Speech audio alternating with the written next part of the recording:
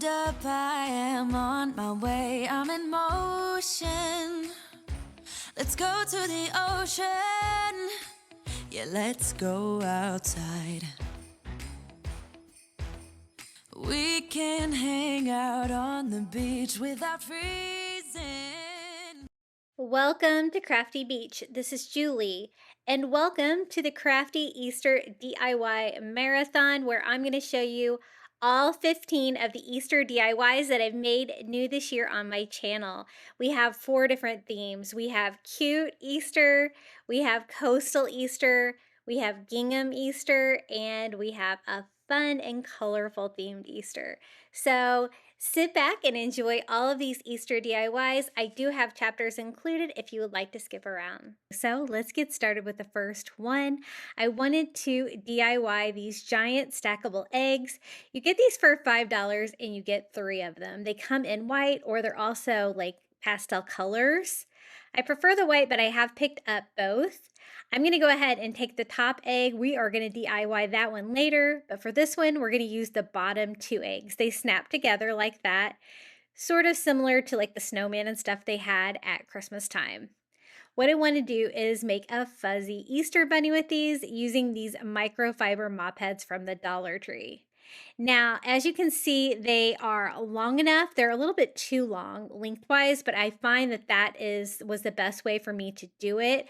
I'm going to put them side by side all the way around this bottom half of the Easter bunny, just attaching them with hot glue to the egg. And this part was actually pretty easy. So I start here at the top. I don't want to go too high with them because I want to be able to pop the top on and off. I don't want that to interfere with that. And I just glue about half of it on at a time, just gluing it directly to the egg. Now these eggs do have like kind of a funky diamond texture on them, which I kind of like covering them with things like this, but for the top egg, I'll show you how I did it without actually covering it with something that covers that pattern, and we were able to make it work. So there's our first one. I just trimmed off the excess material.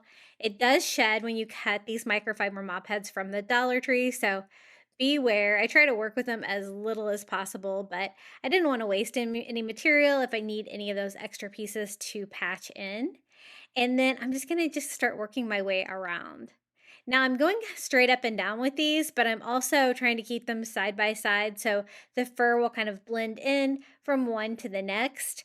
And since it's a little bit wider at the bottom of the bottom egg, it is going to not completely line up perfectly. You'll see here in a minute where I did have to use some of that scrap fabric to patch like the remaining opening in this. But I thought that I could get away with 5, and I probably needed about 5.5 for this bottom piece to cover the entire thing. I want to cover the bottom of the egg for the bunny body, and the middle egg is going to be the bunny head. So it's a nice large piece. I was inspired to make this because using the snowman for Christmas time, I made a Grinch, which was really fun, that I covered in fur. So I wanted an Easter bunny. And I just keep working my way about a half of it at a time. I want to make sure that my hot glue sets up, and try to cut it with as little shedding, but I did have lots of strings on me after I was done DIYing this project. This is my 5th and final one, and you'll see that I do have a little bit of area here, wider at the bottom, that I will have to patch, but no problem because we have all that scrap material right now. It's definitely wider at the bottom, so I'm going to patch it in 2 different steps. I just cut like a little strip here for the bottom part, and as you can see, it all blends together when you match it together. I do like the new faux fur they have for Easter this year at Dollar Tree, but I haven't been able to find any in white. So I always go back to these microfiber mop heads. They never let me down. I cut a skinnier piece for this top section because there was a slight opening there, just to make sure that it is all full. And that is the bottom of our fuzzy bunny. We're going to do a couple different things to this to make it look like a bunny. I want to add a bunny tail, bunny feet, stuff like that. Let's go ahead and add the tail now. This is the tail I'm using. It's actually like a keychain or like maybe a backpack clip that I got at Dollar Tree. It is pink. It is fluffy. I thought it would be perfect, but you could always use like a big pom-pom back here as well. And I'm just attaching it with hot glue back here on the bunny bum. And we will go ahead and do the feet in just a little bit. But I think that looks pretty good so far. And we can start working on the bunny head. I'm using just bunny ears from the Dollar Tree, just some traditional white fuzzy ones with the pink inside of the ears. And I'm gonna leave it intact, just pressing it down inside that top egg. It has an opening there in the top, and I was able to just wedge it in there without having to do anything else to attach it. It does make them go a little bit off to the sides like that, but I kind of like it. I think it looks cute. And if you could get some larger ears than they carry at the Dollar Tree, it might be even more to scale. But I wanted to do Dollar Tree, so I used the Dollar Tree bunny ears. They're big enough, I think. And so now more microfiber mop heads for the top part. I'm going to build it the same way as I did the bottom, going up and down like this. But I am going to make sure that I overlap the hole on the top here, going all the way to the bunny ears, so you won't be able to see any of that in the final bunny. I love crafting with the microfiber mop head, even though it sheds a lot. It's just such a good fluffy material. Another thing you could use is the automotive towels from the Dollar Tree, but you're definitely not going to get the fluff like you're going to get with these things. And again, I just cut off the excess material. There is more of a scrap this time because we're working with a smaller egg. If you wanted to make a smaller version, I guess you could use the top two eggs instead of the bottom two, but I wanted mine to be pretty large. So that's what we're going for. And we're also going to DIY the top egg too in today's video. So again, just kind of pairing it around here. I started one in the middle so it would be kind of centered. I could do a fun little bunny face on it. And then just working both sides here out and hot gluing it and cutting off the excess. I'm trying to remember exactly how many I used. So I used 5.5 for the bottom. And I'm thinking I used 4. Yeah, so I used 4 here for the top. As you can see, there's a little bit of overlap. So I did cut off this corner here. Luckily, I didn't have that glued down quite yet. And that leaves me a better opening here for the back of it. And again, I'm going to go high enough to cover up that hole on the top of the bunny head and pull that down. You can, make it really full. It doesn't have to fit perfectly, and it just makes it look fluffier. So that's it. We've covered the entire bunny with the automotive towels. Definitely a very fluffy bunny and super cute so far. I'm just going to make sure everything is laying down flush here on the bottom, and I want to make sure that this is going to work by popping these together. And I'm going to put something around its neck, but I think I'd probably still be able to take it apart if I needed to for storage. I did have a problem with the Grinch. I did have to glue the snowman head on my Grinch, and I couldn't take it apart. Now for the face, we are going to DIY it with macrame cord. I picked up some white and black macrame cord at Dollar Tree, and it's okay if you can't find the color because it's easy enough to paint it. I'll show you how. And I'm working on my silicone mat, so I don't have to worry about the hot glue sticking. And I just did a upside down triangle for the nose, and I lined it with macrame cord going around and around in the middle until I filled up the entire bunny nose. And this is white, and I can paint it like a nice pink color to match the ears. So I think that looks pretty good. You can just peel it off your silicone mat if you have one. Even if you don't have a big one like I do, they do have the smaller ones at Dollar Tree. I would definitely suggest having one for your crafting stash. They come in handy. I mixed a couple different colors together, a polished pink and a salmon color to try to get a similar pink color to those ears, and just painted the macrame cord, leaving it there to dry. Now we can do the eyes. I already have black macrame cord, so I don't have to paint it, so that is a nice thing. And I'm going to build these eyes the same way that I built the bunny nose. I just put some hot glue in a circle on my silicone mat, starting from the outside, going around into a circle. And I'm going to try to make 2 of these the same size, doing the same thing. Hot glue in a circle and macrame cord in a spiral fashion. Once they set up a little bit, you can trim off any excess. Mine were slightly different sizes, and so I did work here to try to make sure that they are symmetrical and about the same size. So my bunny will have 2 eyes. And I wanted to build it like this because I wanted the face to look a little bit sewn in since it's a plush material. And this was the easiest way I could think of doing it. It actually worked out really well. I hate buying like noses, eyes, stuff like that for crafting when you can just make them your own and they turn out really cute like this. So 2 eyes and a little bunny nose. I am going to make a mouth too on this one. And I thought about doing whiskers, but I didn't want to do too much. So no whiskers on this bunny rabbit. Maybe if I had a better whisker material to craft with, I could have. But I'm just going to go ahead and start hot gluing them on. I just use hot glue, push it down into the fluff. The fluff like slightly overlaps them, which makes them look really cute. And it makes it look almost like a stuffed animal. So I glued those on, and now it's time to make a little bunny mouth. It's really easy to do.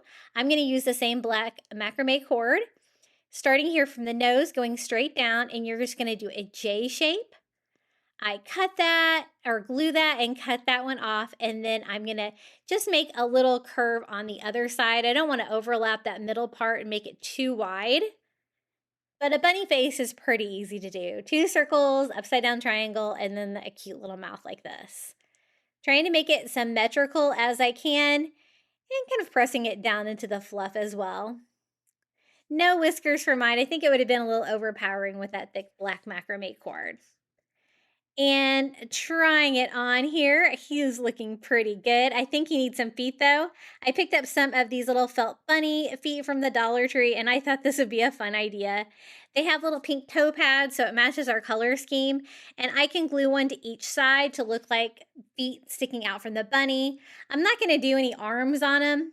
You could, if you wanted to, you could have your bunny holding something like carrots or eggs or something like that.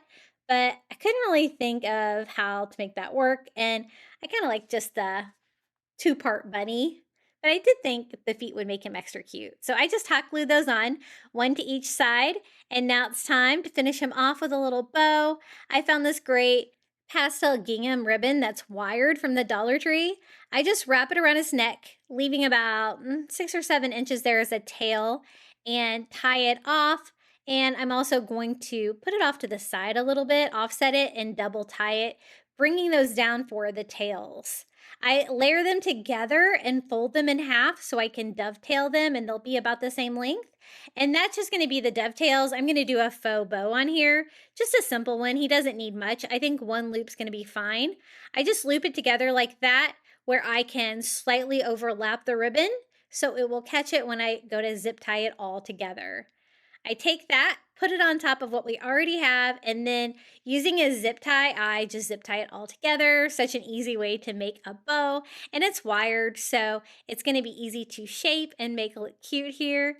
And I think he definitely needed a transition, something around his neck. So a little shaping of the bow, and this DIY is complete. I love how he turned out. He's so cute. Now, if you did want to do bigger ears, you could, but I think the way I made it work. Here it is, our little fuzzy bunny rabbit made with the stacking Easter eggs from Dollar Tree.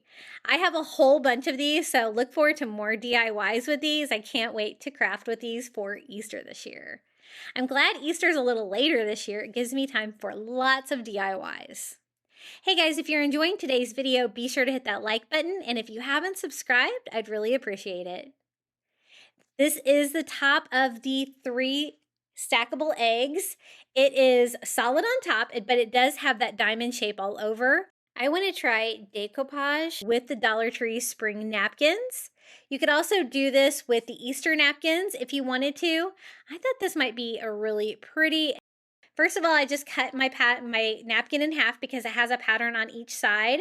And this is a 2-layer napkin from the Dollar Tree, so I only have 1 layer to remove. You only want 1 layer of your napkin. And what I want to do is rip it around the pattern. Whenever I like to do decoupage, I always like to rip it because it looks better than cutting. So to do that, I just take a paintbrush and some water and go around the outside of the pattern. And then when I go around, I can pull it. It will tear like where it is wet. It's not foolproof, but it works pretty good. And what I want to do is line all these flowers and butterflies up to the bottom part of the egg. And then I want like the top part of the egg to look like the sky is what I'm going for. So that piece is not going to be enough, so I am going to need the other half of the napkin. So I'm going to go ahead and get that as well. If you can't get your layer off, using some painter's tape or any kind of tape is going to help you there when you can't get your corner. And I'm not going to need near as much as this one because I just need enough to go completely around the egg. So I'm just going to cut off a portion here, like maybe here in the middle. And now that I have that one, I can go ahead and cut that one as well with the water. Really easy to do. You're just painting kind of where you want to tear it. And it prevents the tear from tearing your pattern is the goal there. And then I also cut off this line here on the bottom because that doesn't really go with the pattern. But otherwise, I think these napkins are beautiful, right? I love the colors. Now I want all my edges to be ripped, so I went ahead and ripped the sides as well using water. I don't care about the bottom. I'm going to line the bottom up with the bottom of the egg, and so that should be fine. So all of that is prepared. We are going to decoupage the entire egg. So some of it's not plastic, some of it's paper, paper mache. I want it all to look like a paper mache egg. And I'm just using matte Mod Podge. Whenever I decoupage with napkins like this, I'm going to do a really thin coat. It helps to avoid all of the wrinkling and stuff like that. You will get some wrinkling, especially when you have to go around curves like this. I just creased it a little bit here at the bottom where you wouldn't really be able to tell the pattern, but laying the top part of the pattern down flat as I went around. And I just do one portion at a time. I don't want to go too crazy with the Mod Podge. Lay that down so the top, like 2/3 of it is pretty flat. And then if any wrinkles I need to make, I will do them there at the bottom. I want it to be tight with the shape of the egg to keep that great shape. And go all the way around the little butterflies here at the top. So pretty. And I just love how this turned out. We are going to cover the top of it too, and then I'm going to show you how I made it look more like a sky because it's a little bit white. The sky's a little bit white on this one. Here's our other piece. I just slightly overlap there where I started and stopped with the pattern, and I don't want to overlap too much. And so I'm just going to kind of trim this down here where it is the perfect size and decoupage that. Try to blend that in, even though the pattern kind of starts and stops there a little bit. And then I just make sure everything is down. I don't want to use too much of the Mod Podge, again, because of unnecessary wrinkling. I just want to make sure everything's glued down and everything is stuck tight.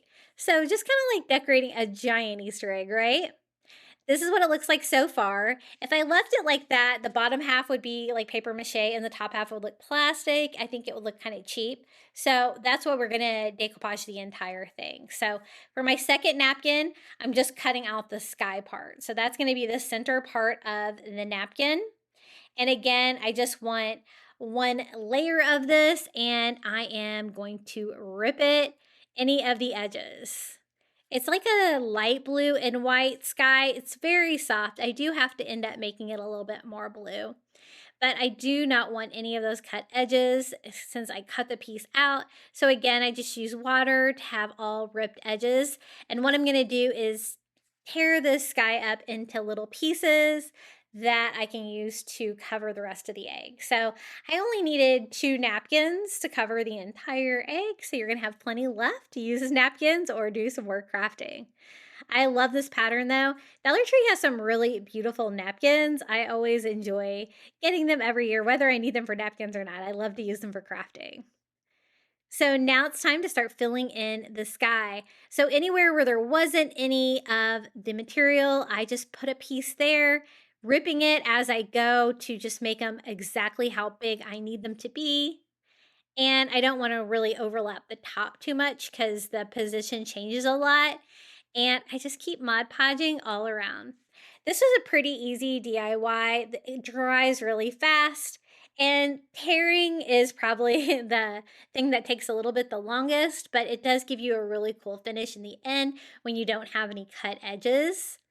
It all just blends together.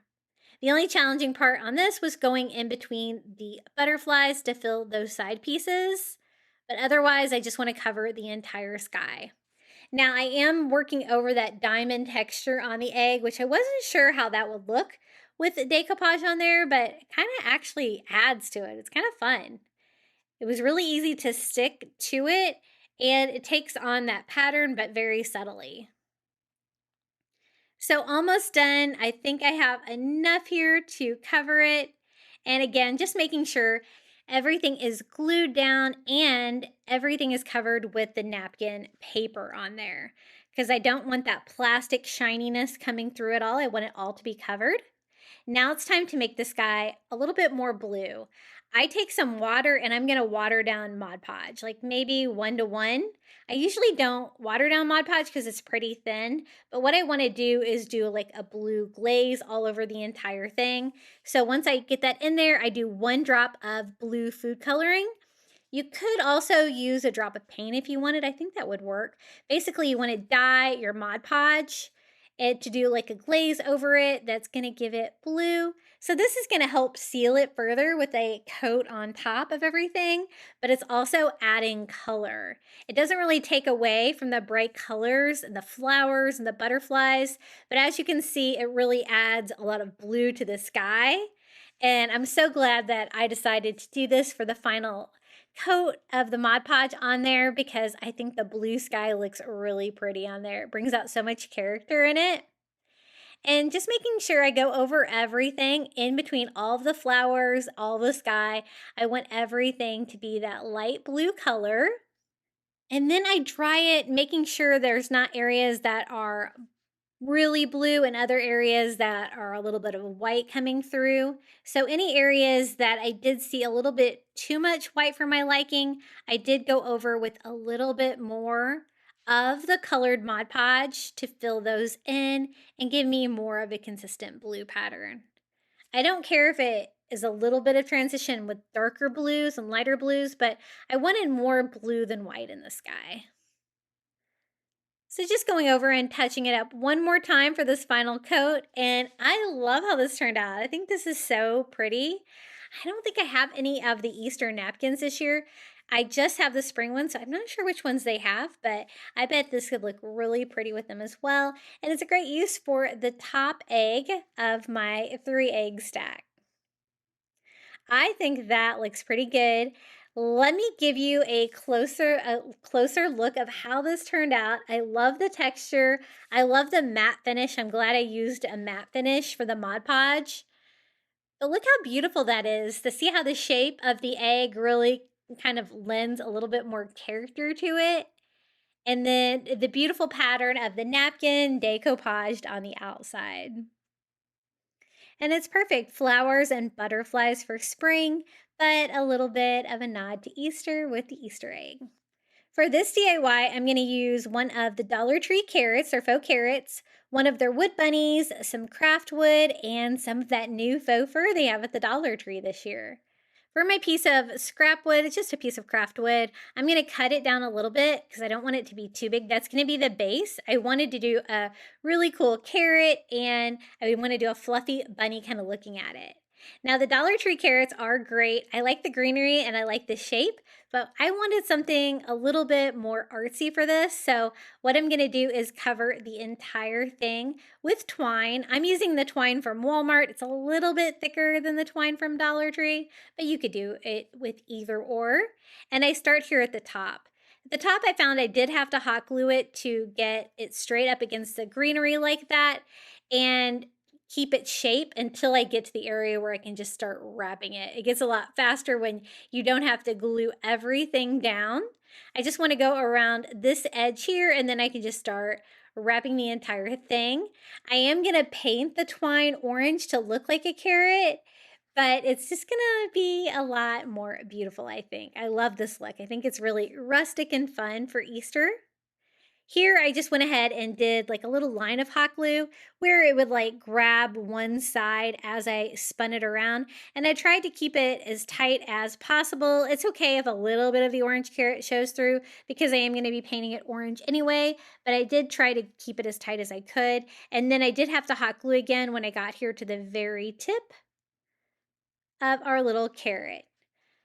And that looks pretty good. I got pretty good coverage. There's a few areas you can see the orange carrot through, but again, I'm going to be painting it, so it doesn't really matter. The first thing I do is just go around the jute twine, burning off the fuzzies on that, trying to make it a little bit easier to paint with less string sticking out of the side of it. And for the paint, I'm just using acrylic paint in pumpkin. It's a little bright orange, but you know, it's a carrot, and mixed with the brown of the twine, I like how it looks. I don't want great coverage. I just basically want to give a light coat of orange all over. And if there are some areas like that where you can see the carrot through there, I just went ahead and painted the carrot too, so it would all be the same color. And I just go around all the sides of the carrot. I want this to be a standing display with a fuzzy bunny looking at a carrot in the grass. I want it to be really cute, and it's going to be like a giant carrot for the size of that bunny rabbit. So that looks pretty good. I'm going to give it a quick dry, and I did notice that it did still have like a lot of string sticking out of it, even after burning the fuzzies off of this one. So I did try to trim them up a little bit with some scissors just to clean it up a little bit. It looks a little bit better if it doesn't have all of those strings sticking out of it. Now for the bunny, I've been dying to craft with this craft fur. Look how beautiful this is. And I chose this brown color because a bunny can be brown like this. I didn't want to do a natural color like purple. And I'm just going to go ahead and remove the tag off the back of this because you will be able to see this is going to be a standing sign. And line that up with the edge of the fabric, and I have it flipped over, so I just use an ink pen to trace out this bunny shape. I thought it would be easier to cut this out before I add it to the bunny rather than later. I also picked up some of this craft fur in lavender and light blue, which I think are going to be really fun colors to craft with for Easter. Now it's time to cut it out. I'm just going to cut right inside my ink line, trying to make sure that I cut it out perfectly. And basically, I just want to cover the entire front of the wood bunny with the fur. Now, I've covered these bunnies with paper, all different kinds of different things, even flowers, but I have never done it with fur, and I love how this turned out. I just want to keep that silhouette of the bunny. I like the simple bunny silhouette. I don't want to give it a face or anything like that, but the addition of the fur was really cute. So I cut it out the right way, so that's good. And it looks like it's going to be a perfect fit here. This fur does shed a little bit on your cut edges. I just glue the bunny's head and neck here first, making sure I line everything up with the hot glue. Really easy to do, and isn't that so cute? I'm so glad Dollar Tree decided to start carrying the fur because it's something that I usually have to get somewhere else if I'm going to craft with it. So that looks pretty good. We have our little bunny rabbit. I do want him to have a fuzzy bunny tail. For that, I'm going to use one of these little pom-poms from the Dollar Tree, the little bunny kits, the larger one that's white. And I'm just going to try to flatten that out a little bit so I can use hot glue to glue it on, and it'll just be full coming out the one side. I just push that down into the faux fur, hot gluing that in place right where the bunny tail was on that. Because of course the bunny has to have a bunny tail, right? And I want him to look at the carrot like that. For the piece of craft wood, I'm going to paint it first with a acrylic paint in leaf green color, the top, the front, the back, and the ends of it as well. I do want to cover the part where the carrot is with some faux grass, but for the bunny rabbit, I'm just going to want a green surface to attach that to. I'm going to drive a nail where I want the carrot. That way I have something to kind of spike the carrot on. The carrot's made out of foam inside, so I can use the nail in a combination with hot glue to attach that so it can be freestanding. For the bunny, it's really easy because I can just glue the wooden bunny down here. I made sure that the fur didn't overlap the bottom. And I glue that with an inch or so here on the side. Basically, that takes up everything over there. So the only place I need to cover with the faux grass is over here on the side. This is from the Dollar Tree Plus for the Easter stuff right now. For $5, you can get a big roll of this faux turf, and I love using it for crafting. I'm going to cut off just a little rectangular shape there. One thing about these, you want to cut them a little bit larger than what you need because the way it's set up on this black mat, sometimes you can see it on your cut edges, and I always like to try to trim those off so you only see the grass. So that looks pretty good. I just put it on top of that nail, also using a little bit of hot glue to attach it. And then some hot glue on the nail. I'm just going to put the carrot on there, our little string carrot, making sure that is glued in place. It's like a freestanding carrot like that on the side of the bunny sign. Isn't that so cute? I'm so glad that I got to craft with that faux fur. I think the combination of the furry rabbit with the beautiful string carrot, I'm glad I decided to do that on their faux carrots like that. It was the perfect size and it was really easy to do for that. And just a little grass there on the bottom for the carrot. I think it's really sweet and simple and beautiful for Easter. Now, this sign I found at the Dollar Tree is really pretty on its own. It's like a light blue with white flowers all over it. It says welcome. I think it's so cute. I'm just going to add a few things to make it even better. I don't know why they tied the hanger on like that. That was really kind of strange. When you untie it, then you have a super long hanger, which is also kind of strange. So the first thing I'm going to do is just tie a knot there to shorten that hanger and simplify the whole thing. And there's a picture of a rope that goes all the way around the bunny, and I don't really like that. I would rather have real rope. So I'm going to use the thinner brown rope, and just starting right here on the bunny foot, this is the perfect width to cover this. You could also use the thinner white nautical rope for this, but I thought the brown rope would look better. And I'm just going to glue that all the way around. I love the pattern on that. It's really cute. Mine didn't have a lot of glare, but if you find yours is a little shiny, you might want to cover the surface of the bunny first with some matte Mod Podge to give it a more matte finish, but mine wasn't too bad. So I just went working straight directly on the sign. And I just go around with that one piece of rope. I've been trying to order cases of rope. I was able to order one to my store, but then my warehouses have ran out of them. So I've been trying to stock up because I was completely out of Dollar Tree rope. I'm going to have it start and stop right there at the bunny foot. It's an easy place to use some hot glue to make that look like the rope just continues around there. It has a raffia bow on it, which I don't mind. It's kind of cute. So I'm just going to use my heat gun to straighten it out a little bit, fluff it up a little bit, make it look really cute there around the neck of the bunny rabbit.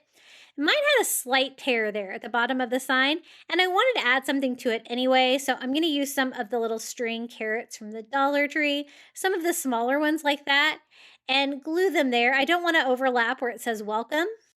I'm going to glue one right here in the center, and then have two tilted out toward the side like that. Just a fun little addition. It covered that area of the sign that I didn't realize was scratched when I bought it a while ago.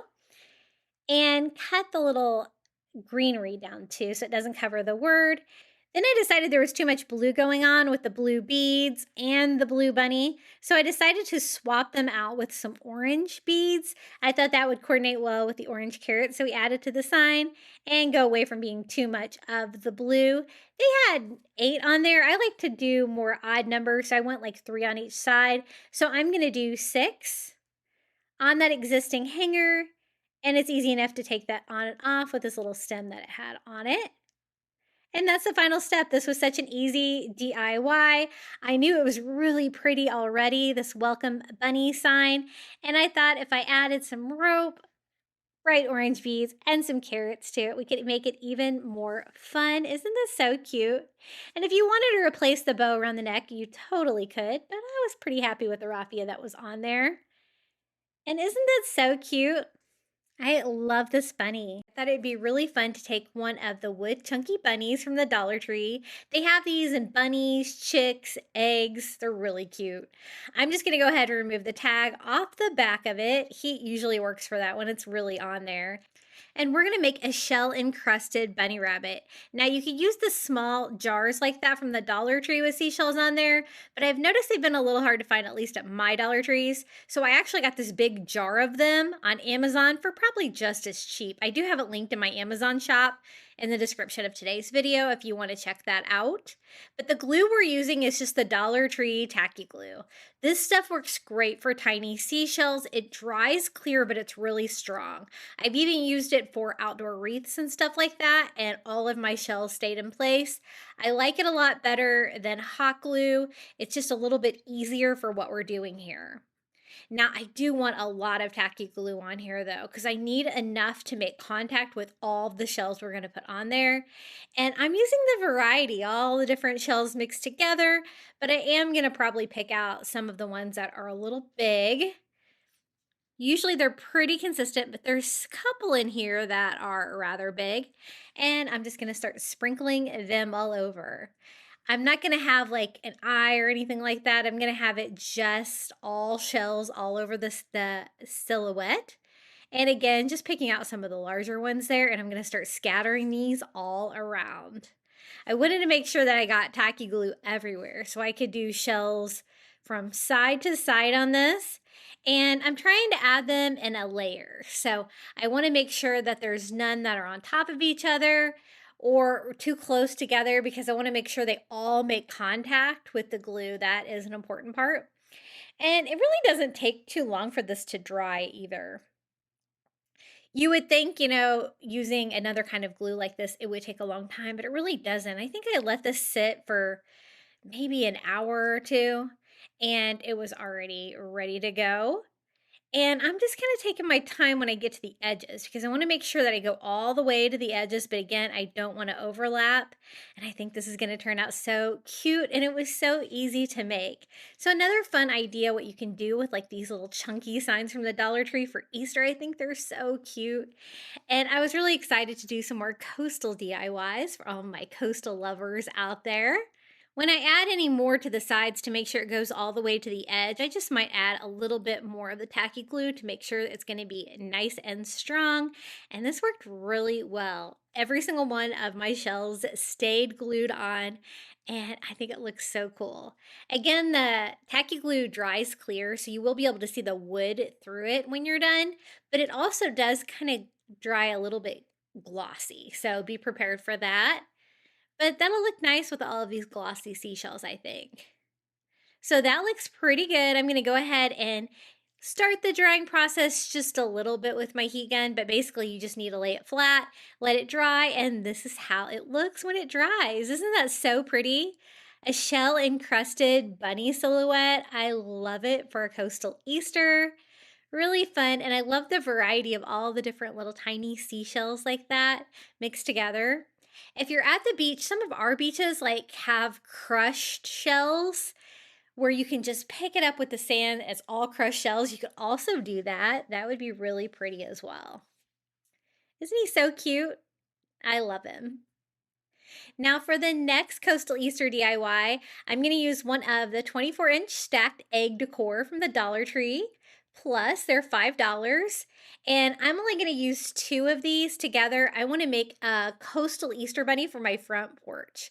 Now, I was trying to decide if I wanted to make a small one using those 2 eggs, or if I wanted to make a giant one using these 2 eggs. And I decided giant because it's going to go like on the little table next to my front door, and I want to make a big statement piece. But I also want it to be coastal. So I picked up the white ones because I thought it would be easier to hide that if you were able to see between any of the rope. And we're basically going to wrap them all with the nautical rope from the Dollar Tree. Now, I went back and forth on which kind of nautical rope I should use. They have 2 different kinds. This is like the 6.8 foot. They also have like an 11 foot. I decided to use the 6.8 foot because it's going to cover more because it's wider. But it is shorter, so you're going to have a lot more seam. So keep that in mind when you're deciding which one you're going to use, but you're going to want to make sure to use the same rope because it's going to take quite a few packages to make a giant coastal Easter bunny.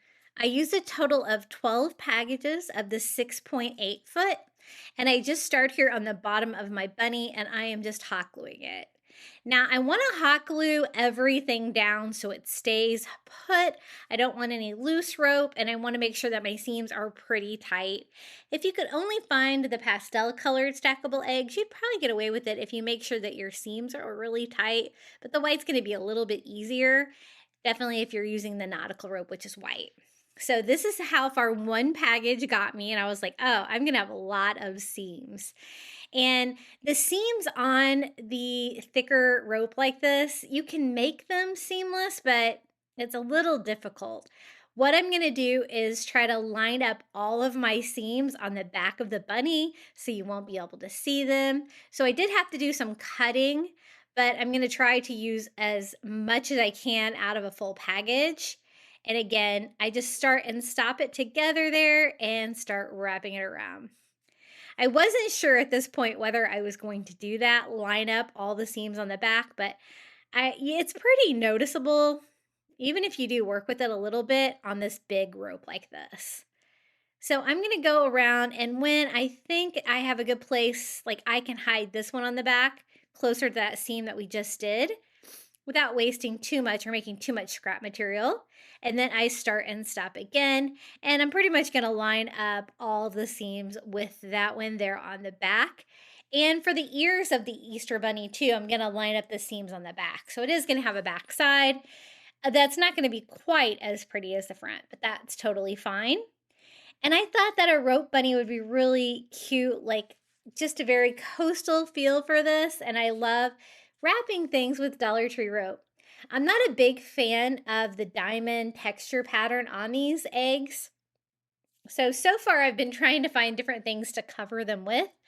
I really don't, well, maybe one set I'll try to paint and maybe distress that pattern on there.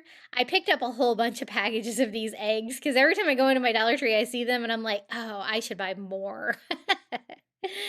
I have so many Easter DIYs planned for you guys this year. I love that Easter's late. We have plenty of time to DIY.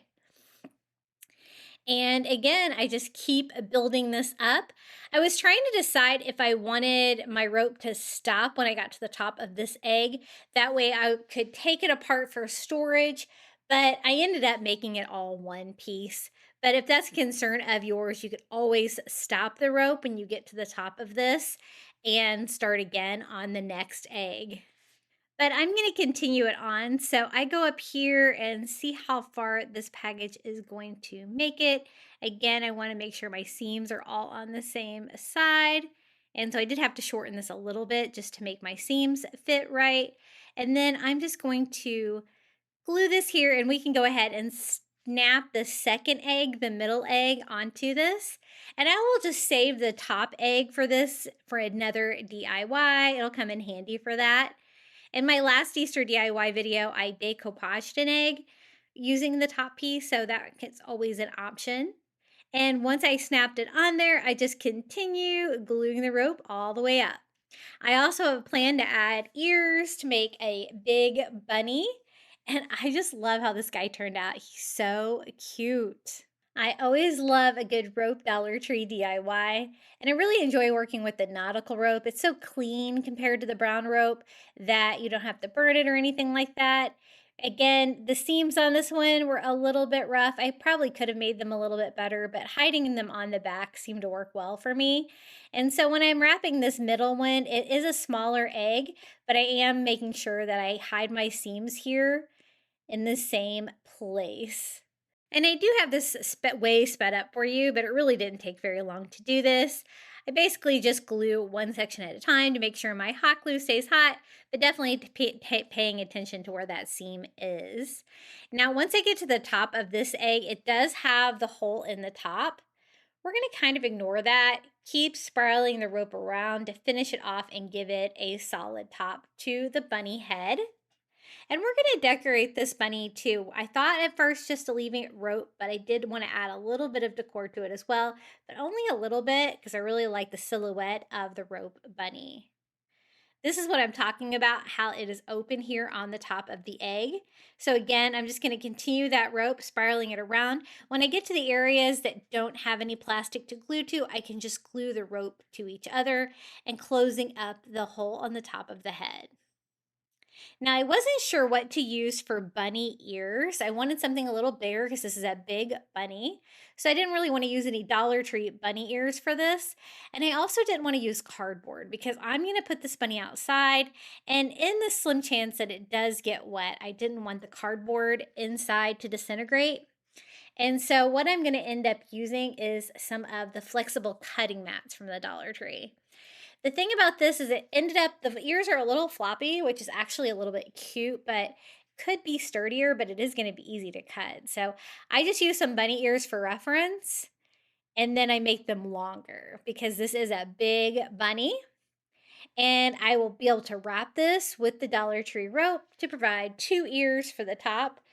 And it's not going to be very heavy either, which is good because I'm going to need to glue these on the top of the bunny head, and I want to make sure they stay in place. So I just sketched those out, and I'm going to cut them out, trying to make sure that they are the same size. And I think these are going to work really well. Again, a little floppy. If I had something stronger, I don't know if it would have been so easy to cut into this custom shape. But again, just like before, I'm going to wrap these. I just marked the front of mine because I kind of lined them up what looked good on my bunny. So I remember which side was the front on these. And we're going to start wrapping these. So I'm going to start on the back because I want the seam to be on the back. And basically, I'm just going to wrap it, this time just around a flat surface though. Again, trying to keep my seams tight so you can't really see in between. And I'm going to go all the way up to the curvy top of the bunny ear. Now this is a really big bunny. I just measured it. It's 25 inches tall, so definitely a statement piece. If you wanted to make a smaller one, you could use the 2 top eggs. It's going to be a lot smaller. You're going to use less rope. And again, I used 12 packages of the 6.8 foot nautical rope.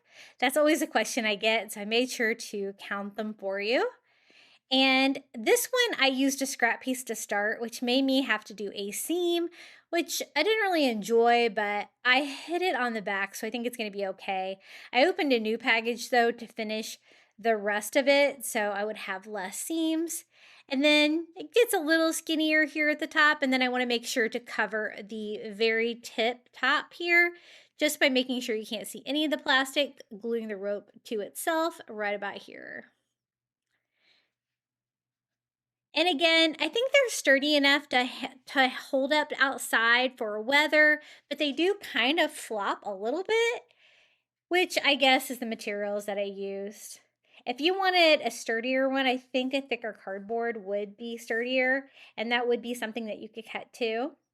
And I'm going to go ahead and do the second bunny ear the same exact way. I was thinking whether I needed to use some skewers or something to stake the ears on to make them strong. But since they're so lightweight with that flexible cutting board in there, really the only weight to this is the rope itself. I think it's going to be fine just to glue these on top of the rope bunny.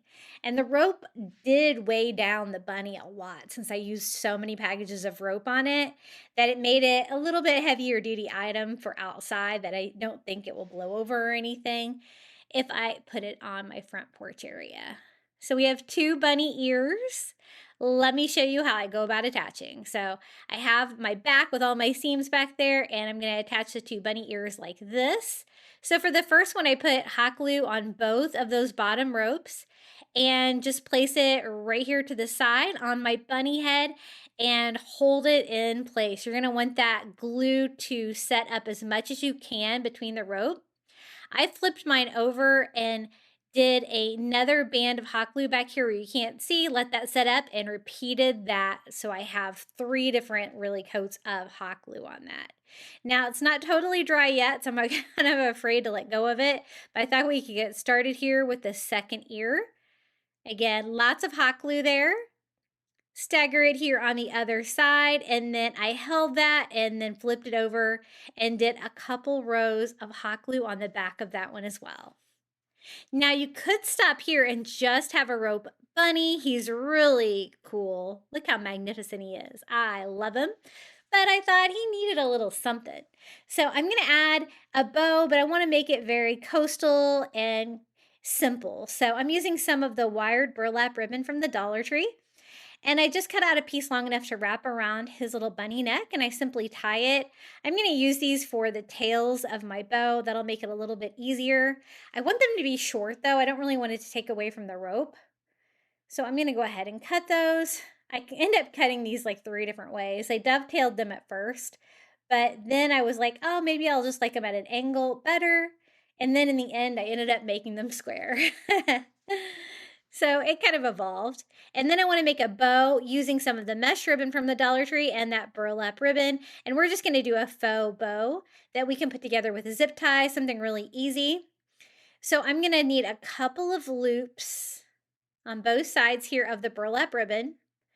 But so I'm not cutting any tails on that since I already have tails on the burlap ribbon. But I also want to do that mesh ribbon in between. So I'm going to cut that in half. And I'm going to do 2 loops of the burlap ribbon overlapping slightly, make a tail of the mesh ribbon, and then I'm going to do a loop on each side, just one on each side, and cut a second tail here, gathering everything in the middle. There's no need to twist because there is no right side or wrong side to either one of these ribbons. And then slightly overlap my loop here for the top bow. And then I take a zip tie and I'm going to put that through the ribbon right here, and we're going to tie it all together. Just making sure my tails were down where I wanted them to be. And I'm just going to zip tie it. There's enough bows where it's wired. I can make this fluffed up and filled up. You won't be able to see the zip tie or anything like that. I just put the back of it back there where you can't see that little zip tie and kind of froof it up a little bit. That's when I was like, you know what? I just really want these to be square. I just wanted the tails to be short and kind of out of the way. I just needed a little something to decorate him. And I think this is a fun little coastal touch to our robe bunny. This is how he turned out, all 25 inches of him. He's so cute. And again, you could also do this with any of the ropes from the Dollar Tree. I just actually ordered a case of rope delivered free to my Dollar Tree. So that's always an option if you use a lot of rope for crafting like I do. But I think he's magnificent. I love him. Now for the next DIY, I picked up a chunky Easter egg from the Dollar Tree. This is similar to the bunny, the chick, the different ones they have. And for this one, I wanted to use some of their sea glass. So this is the Dollar Tree sea glass. I noticed these new foil packages like this, they have ones like this that don't have the royal blue in them, which I prefer because I don't really like the royal blue too much in these.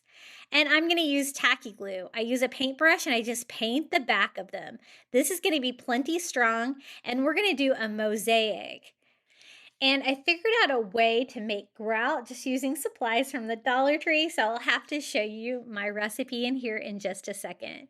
Now I am trying to alternate the colors. I like the teal, the clear, and the green. I'm going to use them all. And as you can see, I'm not fitting them super tight, but I try to make it work. If I can turn it away, that'll make it fit a little bit better to make it make sense, even using some of the larger ones. The sea glass from the Dollar Tree is very flat, so it's really easy to find a flat edge to glue down. And this is going to be plenty strong, but I didn't really want the wood to show through on the back of this. I wanted it to look more like a mosaic, and I don't really have any plaster of Paris. So I have another fun DIY to learn how to make that. It's the first time I've made a DIY grout like this, and it actually turned out really well. Now, when I get to the top here, I'm just going to go ahead and try to keep the pattern. I wanted to open another package here so that I had a few of the bigger pieces. Since this is kind of a big Easter egg, I thought this would be a really fun way to decorate an Easter egg.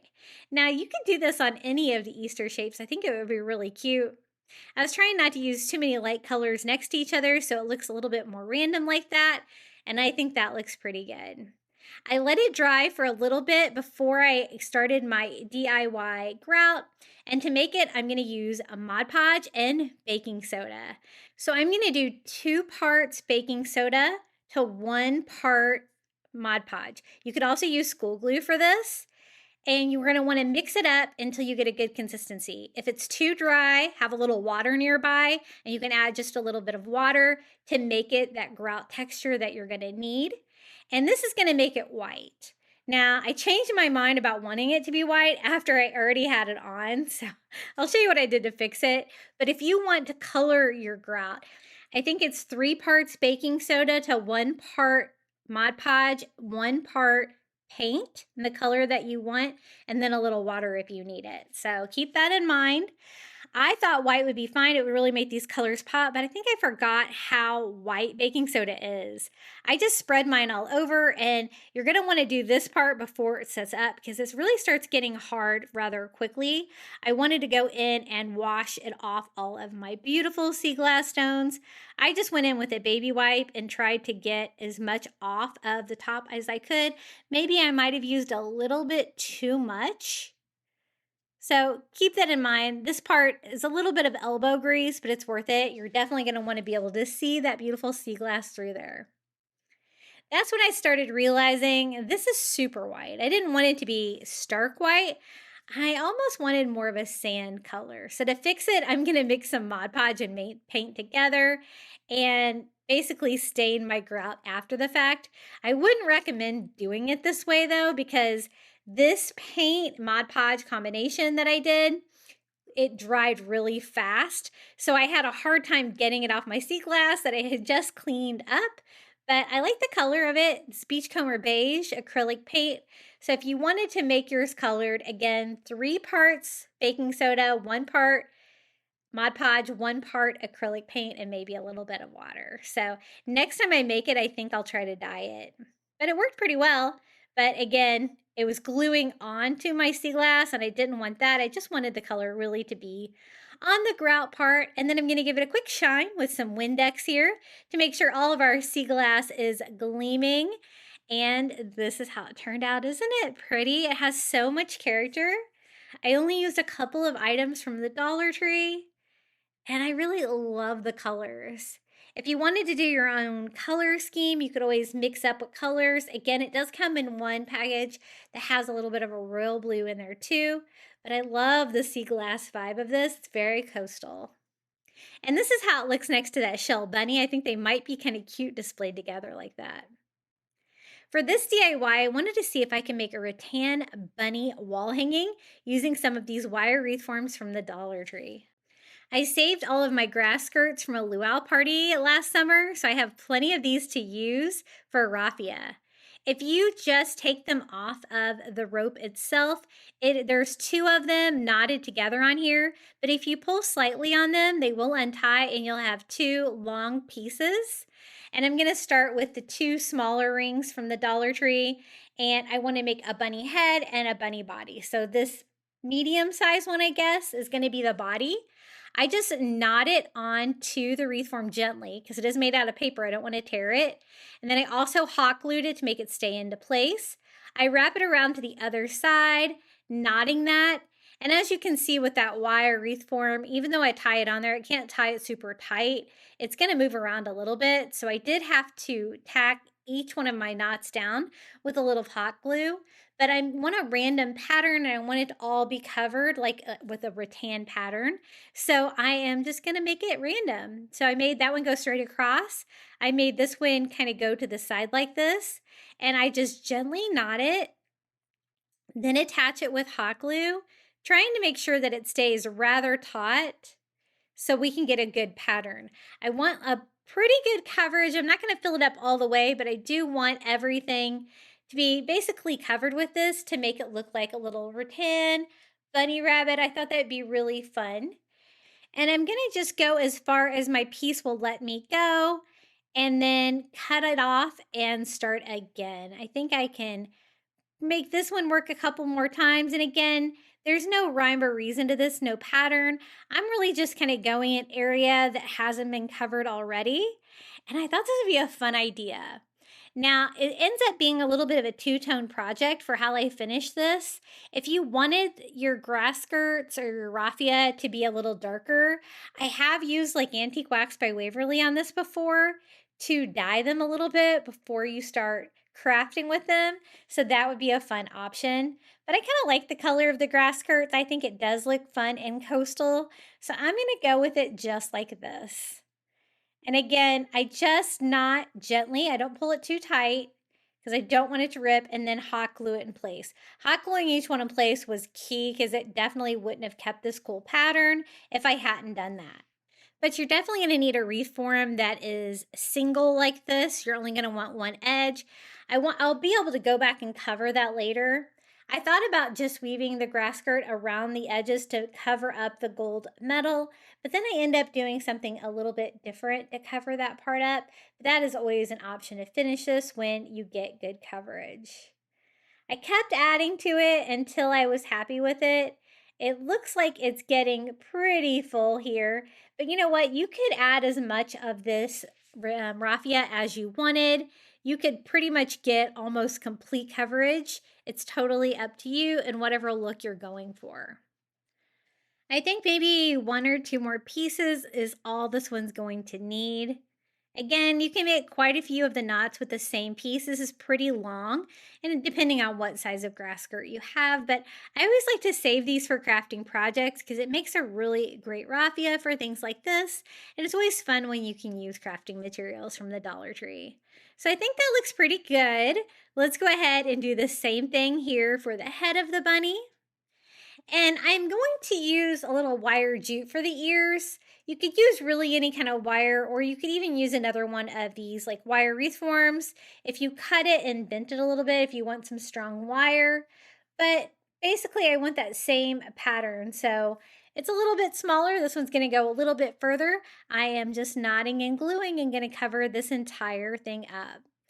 I have done a few different things like rattan. I think I've done like a rattan mermaid's tail using one of the wreath forms from the Dollar Tree that turned out really cool. I think that's one that I actually dyed with the Antique Wax by Waverly too to change the color of it. So if you wanted to change the color of it, you really could use watered down acrylic paint too if you wanted to stain it. It's such a light material, it's going to take color pretty well, but you're going to want to do that and dry it before you start working with it, I think. So again, just pretty good coverage. And I just add more to it till I'm happy with it. It was actually pretty easy to do, but you're going to be making quite a few pass-throughs for it. So we have our little bunny head. We have the bunny body. It's going to be super cute. And then this is the wire jute I'm going to use for the ears. It's not going to be the strongest wire that you could use for this, but it's something that it's probably the strongest wire that I could find from the Dollar Tree to craft with. It's a little tricky though, attaching it to the wire wreath form. I tried twisting it at first, but that wire likes to slip out of the jute. So what I ended up doing was folding it and gluing it together. That worked a little bit better. And I used wire cutters to make sure that it didn't fray out or anything like that. I'm just going to make sure that it has an overlap here. And then I'm going to basically glue it to itself. And that seemed to work better than the twisting because I wanted to, again, make sure that the wire stayed in there. And I just did a bunny ear to scale with the size head. Using that one for reference, I'm going to make another little bunny ear for over here. Again, I fold it, hot glue it to itself. They're going to stand up on their own. What we're going to use to cover the outside of this is going to give it even more stability. But I think that's going to be enough structure to be able to cover the ears of it with the raffia as well. So there's our little bunny head. You don't even really have to fill in the ears with the raffia, but I thought it would be cute. I start by tying off my first piece. And since this is not as strong as the wire before, what I'm going to do is just wrap it around instead of knotting it. And then I use hot glue to glue it to the jute. And that seemed to be plenty strong enough for this. And I'm just going side to side a little bit in a diagonal pattern, trying to fill this whole thing up. But again, I do want it to be a little bit random, have some going maybe down here, mix it up a little bit. But again, I want pretty good coverage. And again, I'm just hot gluing that to it until I get enough. I think that looks pretty good. I'm going to go ahead and attach this and just remove the excess. I'm going to do the same thing over here. Again, very random. You can't mess this up. Again, when you're tying that on there though, just be very gentle. I didn't have any of mine tear, but that's kind of in the back of your mind when you're working with this stuff, when you're wrapping it around things like this. And I just do a random pattern over here to finish out our other bunny ear. I kind of like the look of the jute and the raffia together, so I'm going to keep going with that with just using some scrap rope from the Dollar Tree. This is the brown rope, And it's kind of the thicker one. I wanted it to be thick enough to be able to cover all of the knots here on the side. Again, you could wrap it with the grass skirt around there. I thought it would be easier to do the rope, and I thought it would also provide a little bit of stability for the ears as well. So just going on the very front, I started there at the bottom using hot glue to attach it. And when I get to the ears, I'm just going to go around those as well, kind of making it all one piece. The wire at the bottom of the bunny ears won't be covered with rope, but that's okay. It looks fine like it is. And again, I'm just going over the ears, working one section at a time, hot gluing it, try to making sure, again, that it's covering all of the wire, wreath form, and any of the knots. This is going to help seal it on as well. And it gives it a fun outline for the bunny silhouette. And I think that the two colors end up working well together. And again, if you wanted to dye your raffia to match the rope, you could, and it would be all kind of monochromatic, depending on what you want your little bunny to look like. So that is the head. This is going to be the body. So I'm going to start and stop at the top here. That way my ends are all together, and we will just tie these together to make a little hanging sign. It's a pretty large piece, but I think it's going to make a really fun piece of wall decor for my home. Now, at first I was just going to do the bunny silhouette like this, but then I really couldn't resist the urge to do a bunny tail on the back of this and make it look like the back of a bunny, just because that's so much fun. So I'll show you how I go about doing that as well. So we have the body covered with a rope. Again, I'm going to have the start and stop here together where the bunny neck would be. And I just string that through, and I'm going to tie this off, wrapping this around the back so I can kind of hide the knot there in the back. And it matches in perfectly, of course, with the jute rope. I'm going to cut off the excess, and then I'm going to do the same thing to make a little hanger here for the top. Basically, I'm going to tie it, knot it to the rope and the wreath form itself to help keep those together. Double knotting that, and then double knotting the top to make a little hanger. I don't want it to be too tall. You could also use this for your front door, but I don't know how well that raffia would hold up outside. The humidity here in Florida, it seems to droop a little bit, but since I have it pulled tight like this, it might be fine. I also added another piece of twine there to the middle to make sure that I had that centered up properly. And I'm going to use that same twine to make a giant bunny tail. So I wanted something big, so I'm using some of these Dollar Tree wipes that I used to clean my workspace, and I just wrap it with jute. I did about 60 or 70 times. You're going to want a lot. I actually wish I had done even more once I got it done, but basically I just go around that bottle. I'm going to have to pop the lid off of this so I can slide this all off into one piece. There's quite a bit of twine right there. And while I'm holding it, I take another piece of twine and I'm going to tie it off like this. You're going to go over, under, and tie a knot. You're going to want to tie this as tight as you possibly can and then double knot it, just a traditional pom-pom. I am going to leave those strings on there. I can use that to attach to the bunny. And then I'm going to cut the loops, kind of sawing through that on each side. Now I made them a little bit longer than I needed to, but you can always trim these up. You know, you really can't make them any longer. It's a little bit flat for a pom-pom, so I'm gonna froof it up here a little bit. It's only gonna be like, it's gonna have a flat back, so it doesn't need to be super full, but it is pretty big, right? And then the strings that I used to tie it off, I'm also gonna use those to tie that to the rope and the wreath form here, right at the bottom of our bunny, flipping that over and tying that here. It did want to droop down a little bit, so I did tack it down with some hot glue once I got it attached to my bunny. And I'm so glad that I decided to add a bunny tail to it. I just think that makes it look so much more fun. I thought it was a little wild, a little long, so I just gather it all together and give it a quick trim until it is the right scale of little bunny tail to add to this. And just some really fun textures. This doesn't necessarily have to be coastal, but it really looks good with coastal decor using the raffia, the rope, the twine. And I think that looks a lot better. Again, I tacked it down to my raffia with a little bit of hot glue, and there it is. We did it a little rattan bunny rabbit wall hanging using supplies from the Dollar Tree. Isn't that so cute?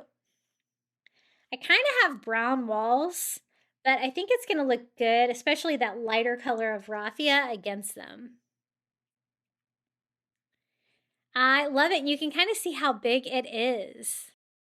For this one, I found this really cute little Easter greeting sign. I like the fact that one of the carrots is orange gingham. I do not like the fact that there's glitter for the greenery. So we are going to take some of these Dollar Tree signs from the Dollar Tree. I need 3 of those. And we're going to transform this into something really cute. Really kind of has a farmhouse vibe in the end, but I love the gingham color. Now this top carrot is glued on.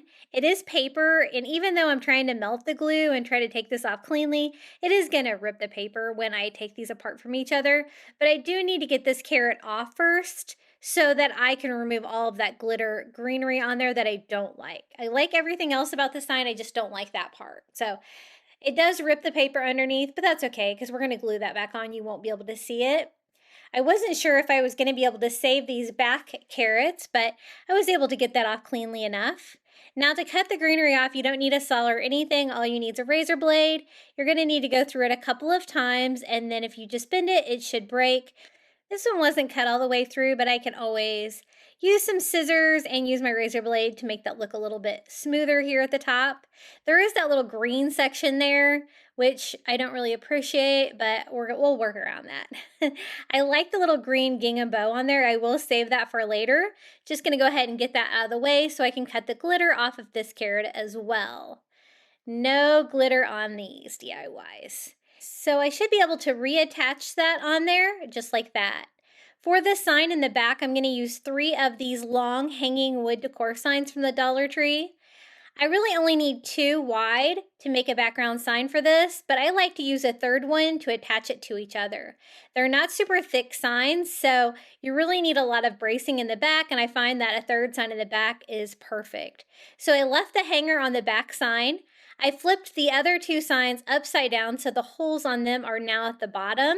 And then I'm going to add hot glue where the 3rd sign will be, glue that on the back. I'll be able to still use that hanger to hold the sign, and it really does a great job of bracing this like pallet board sign together. For the holes down here, I'm going to go ahead and fill them in with a little spackle. I plan to stain this, but you know what? The spackle's not going to stain. If you do want that to stain, you're going to have to use like a wood filler or something like this. I will just do something down there to cover up those holes, but I just went ahead and filled them in anyway. And then for the stain, I'm mixing some water together with some Antique Wax by Waverly because I want a lighter stain. I figured I could go on there with a couple of coats to get it exactly how I want it. I don't want it too dark, but I love staining the Dollar Tree wood signs like this, even though they're thin. When you add them together, you can make them a little bit bulkier and they stain beautifully. So this is what 1 coat of the stain looks like. I'm just going to wipe it off with a paper towel. As you can see, the spackle down there doesn't stain at all, which I knew that was going to happen. I do like that stain, but it wasn't quite dark enough, so I'm going to go over it with 1 more coat, trying to let that wood soak that stain in, and then wipe that off as well, and this is going to provide a great background for the carrot sign. The carrot sign itself is thin, so layering it with other Dollar Tree signs is going to make it look way better. I also want to stain the edges in case you're able to see those. Now to cover the holes in the bottom here, I'm just going to take some Dollar Tree twine, glue it here on the back, and I'm going to just wrap it around in a great pattern that gives a lot of texture and fun to it, but it's also going to serve the purpose of covering up those holes there in the bottom. I wanted to go ahead and do this now so I'll know exactly where to put my carrot sign on this Dollar Tree sign.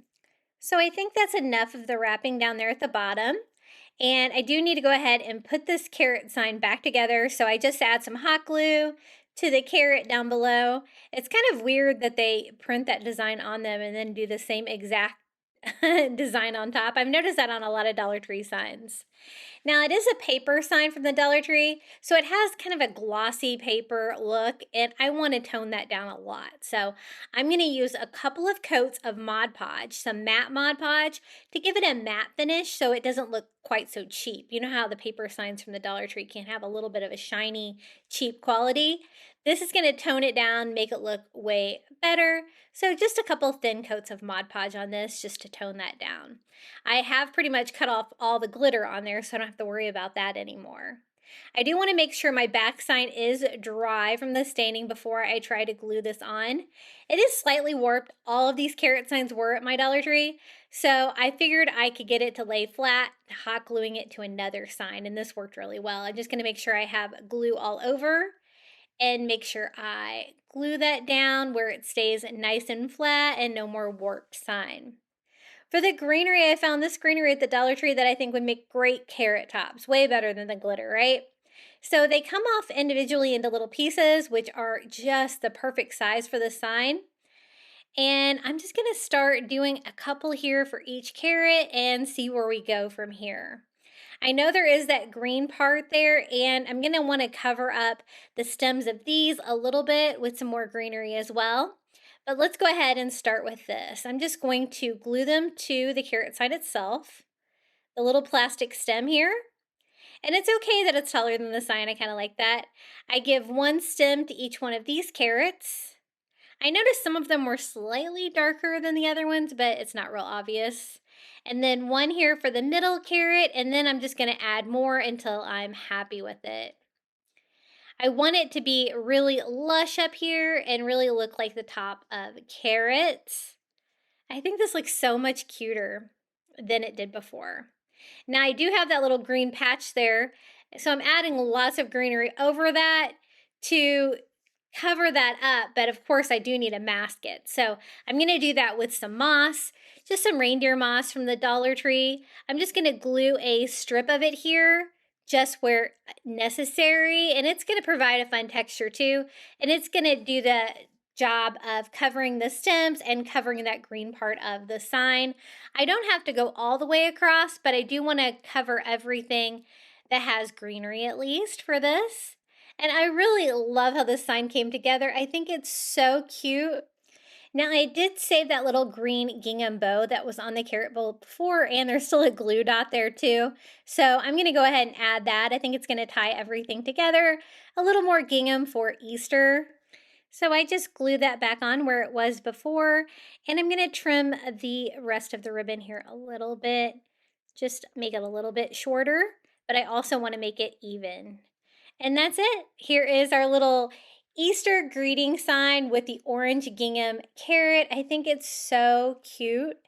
Now, if you wanted to use the gingham plush carrots that are covered with fabric from the Dollar Tree, you might be able to do a similar DIY as well. This is a good use for one of the Easter signs they have this year. I think it turned out really cute with all these fun touches. Isn't that sweet with the orange gingham carrot? I love it, and the green gingham as well. Hey guys, if you're enjoying today's video, be sure to hit that like button. It always helps my videos, and don't forget to subscribe and turn on notifications. For the next DIY, I found this great gingham sign from the Dollar Tree that says hop with a little bunny in the middle, and I thought we could make this into a fun little shadow box by doing a scene with some of these little wood boxes from the Dollar Tree. If you take two of these square wood boxes, they are almost the same width when you put them together. So I'm going to put them together like that to make a longer tray, to make a little scene, a little Easter scene behind the sign, and we can make it into a little shadow box or diorama. I'm going to glue the two boxes together. I did choose my flattest sides so they will glue flat together, and just push them together like this. They're pretty lightweight. I think hot glue is going to be plenty strong to hold that together. Now I do want it all to be tied together. This is like a raw wood. The bottom of the hop sign is like a darker stained wood. So I'm gonna do just a coat of white paint to tie it together. I'm gonna do the top, bottom, and sides. Basically, I'm just gonna do the things that you're gonna see. So you'll be able to maybe see these outside edges of the wood boxes. So I'm gonna go over those as well. And I am gonna go over the inside of the boxes where you might be able to see the edges. I don't have to do the very bottom because I'm going to have like a grassy scene down there, and I don't need to do the backs because we're gonna have a sky scene. And I wanna do this like with spring flowers, some Easter eggs and stuff like that. I thought it would be a fun way to use this little Dollar Tree sign, and it's already really cute on its own, and make it even more special. So I go around the top, bottom, and sides inside with the white paint, and then I'm going to tape him off so I don't get any paint on him, and I'm just going to simply go over the base of this. I was trying to think of something I could do with him because I think he was really cute. I didn't really want to take him off the base, but if you wanted to, you probably could and cut off the very bottom if you wanted to use it on a wreath or something.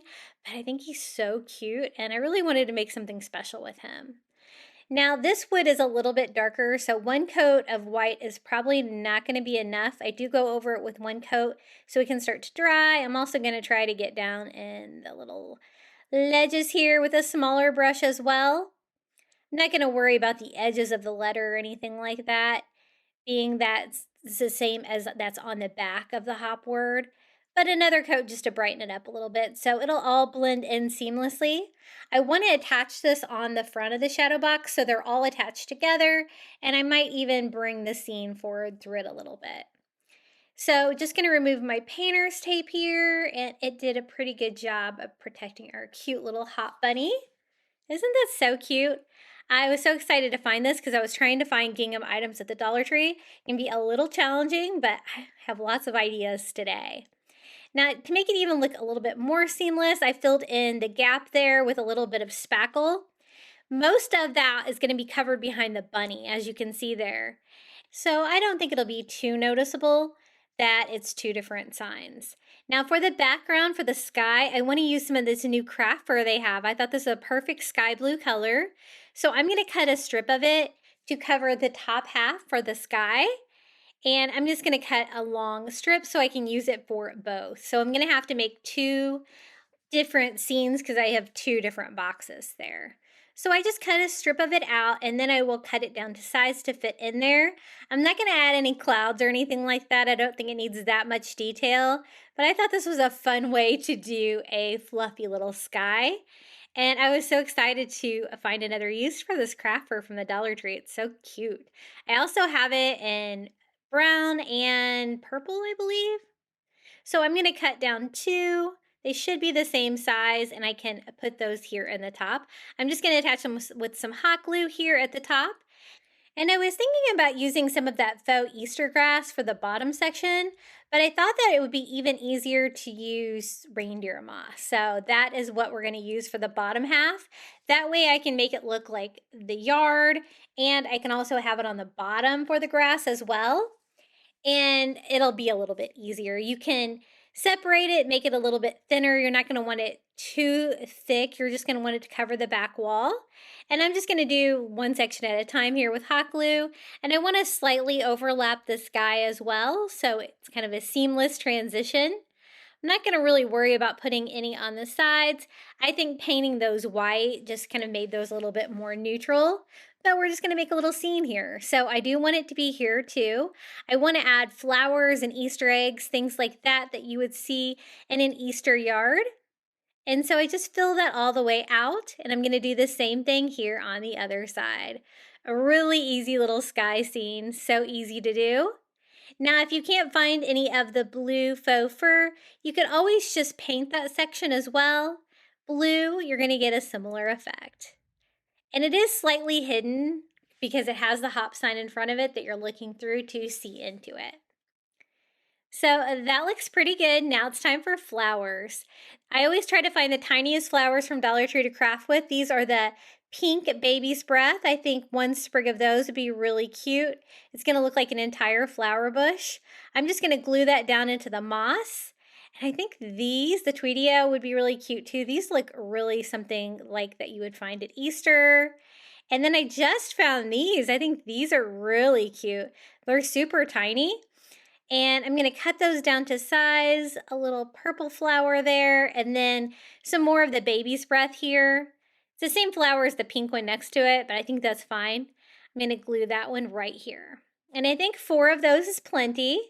Now for the Easter eggs, I'm going to use the smaller of the 2 wooden eggs from the Dollar Tree. You could probably get away with either or, but I thought these were plenty big enough. And you're really only going to be able to see through the H and the P, so I really only need 2 of them. I'm going to paint them complementary colors here, a pastel pink and a light cloudless blue. And I did have to go over them with a couple of coats. The raw wood really did need that to make them a solid color. And they're so small, I'm not going to attempt to try to do any kind of pattern or anything on that. I'm just going to have colored eggs that you would hide in the yard for Easter. Now it's time to add our hop sign. I just do a bead of hot glue along the bottom of those trays and I glue on my hop sign. That looks really good. It's going to help it stand up together. And then I'm going to glue down some of the Easter eggs here in the grass, the faux grass. And it's looking really cute. I did forget that my little bunny, his nose was glued on crooked. So I'm going to try to pop it off, not cause any damage, and reattach just to straighten that out. It was really cute already. He does have some glitter on him, but not too much. I think that that will work. I wanted to bring a little texture to the outside of this and tie it all in together. To do that, I'm going to use some of this burlap ribbon. Now, I did not get this at the Dollar Tree. I actually got this on Amazon. I'll have to link this in my Amazon shop. It's really cute. You can get it in a 4-pack. And I got it for some coastal crafting because shore living at Dollar Tree is MIA. I'm really worried about that. Now, I didn't like the way the hot glue looked through it, so I switched to some tacky glue about halfway through to glue this to the outer, and I'm just going to do the top and both sides. Just going to bring a little color, make it look a little bit more cohesive with the two different trays together. And then I decided I did want to bring that grass through the sign to make it all look like it's one piece and not like two pieces together. So I'm going to add more reindeer moss here underneath the letters and in front of our little bunny rabbit, pulling that scene forward a little bit and making it just all way more cohesive. And I'm really glad I did that. It made a big difference.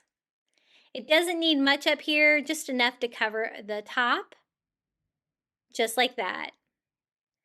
Now, we have not had any storms in Florida or rain forever, and it is storming like crazy outside. So hopefully I'm able to edit all of the lightning out because it just keeps doing it. Every time I stop, it just keeps doing it. Now, I did move one of my Easter eggs forward a little bit just so you could see it a little bit better since I moved my grass forward a little bit. But I am going to leave the other one a little bit further back for a little variety. And I think this turned out really fun. Our little hop diorama with this cute little Easter bunny. And we have the Easter flowers for spring back there and the little Easter eggs hidden in the yard. I think it's really charming for Easter, and it brings in that gingham vibe that I love so much for Easter. Isn't that so cute? I really love how this turned out. Now for the next DIY, we're going to be using a printable, but I wanted to show you a couple options I did find from the Dollar Tree for gingham. They do have this tissue paper with a pink and white gingham.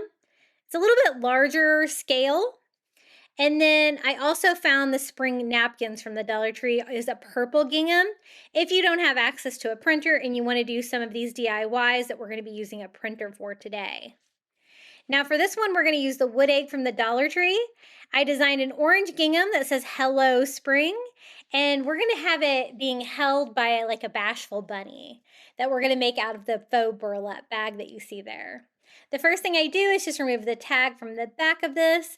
I love these chunky wood shapes. They have so many. And I'm going to put it onto my cardstock like this.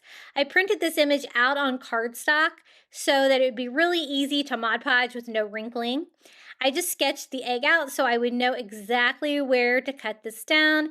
And I did a really good job of adding the word there where it's going to fit well into my egg shape. I wanted kind of carrot colors with this, so I did the orange and the green together for Hello Spring. To attach it, I'm just going to use Mod Podge, and again, the great thing about cardstock is you don't have to deal with the wrinkling. So I just put a coat of that down and lay this right on top. I was going to use the spring napkin, the purple one, and put it on there and then do some Cricut vinyl on top, but I thought I would rip the decoupage when I went to put the vinyl on, and so I was a little hesitant to do it. So I was like, you know what, I will just design a printable, and it is a free printable. I will link all of the free printables that we use in today's video in the description. So be sure to check there if you'd like to recreate this. I'm going to seal it with another coat of Mod Podge right there on top, and now it's time to make our little bashful bunny. These faux burlap bags from the Dollar Tree are great for crafting. They're coated with a plastic coating on the back that makes them easy to cut. They don't fray, and you can draw on it to kind of make a pattern. I'm going to do a bunny ear here. I'm going to go ahead and sketch one of them out. I did it with a yellow Sharpie, so I didn't get too much discoloration that would come through the burlap bag. And I'm just going to cut that out.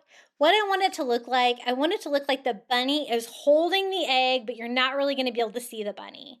So you're just going to be able to see parts of the bunny, like the ears and the bunny feet, right? So I'm going to need 2 ears, and I'm gonna have them stuffed a little bit with a little bit of plush. So I'm gonna need 4 bunny ears, because 2 fronts, 2 backs. So I just cut that one down, and then I'm using that as reference. If it wasn't quite symmetrical, I made sure to do like a front and a back for each one that would match up depending on which way I had my little template bunny ear, if that makes sense. And that's going to be on the top towards the side, I think, of the bunny. And now he's got 4 little bunny feet. I'm going to make them a little bit different. I'm going to make the front feet show like his little bunny arms a little bit where he's holding the egg. And I'll make the back feet a little bit smaller, you'll see here. And so I just cut out like a little bunny arm, and I cut out like 3 little indentations here. I didn't want to have to sew anything. I want this all to be no sew. So I thought that would give the appearance of like a bunny foot without having to sew in between the little toes or anything like that. So I use that for reference, and I'm going to cut this down. This is going to be stuffed as well, just like the ears, so I'm going to need a front and the back for both. I use it for reference for all 4, cutting these down to size. And I'm just holding them over the burlap, holding it tight, cutting them down, and then I don't even have to worry about drawing it on there or cutting off any of that. So that looks pretty good. Now we just need the back feet. Those are going to be on the bottom. So it's going to look like he's holding this giant egg and he's hiding down behind it. But you can tell he's back there because of his little bunny feet and his bunny ear. So I think this is going to turn out really cute. So you can kind of see the difference I did. I didn't really include the arms. You're not going to need that. And they're almost a little bit wider and shorter. And I'm going to need 4 of those as well, a front and a back for each one, because we're going to stuff those too. So they're not super big, so I could only put a tiny bit of plush in them, but it's enough to make them, give them a little bit more dimension, and I thought it made them really cute. So we'll start here with these feet. They're going to kind of be coming out of the side, a little bit there from the bottom. And I'm just going to glue them together. It's all no-sew. So I was trying to figure out the best way to do this. I just went around the little toes here and did like half of it at a time. And then I go in there with a little bit of polyfill. It doesn't hold much. I'm going to go ahead and do the same thing here for the other one, so I can go ahead and stuff both of them at the same time. And this was a little time consuming doing all the little bunny parts, but it turned out so cute.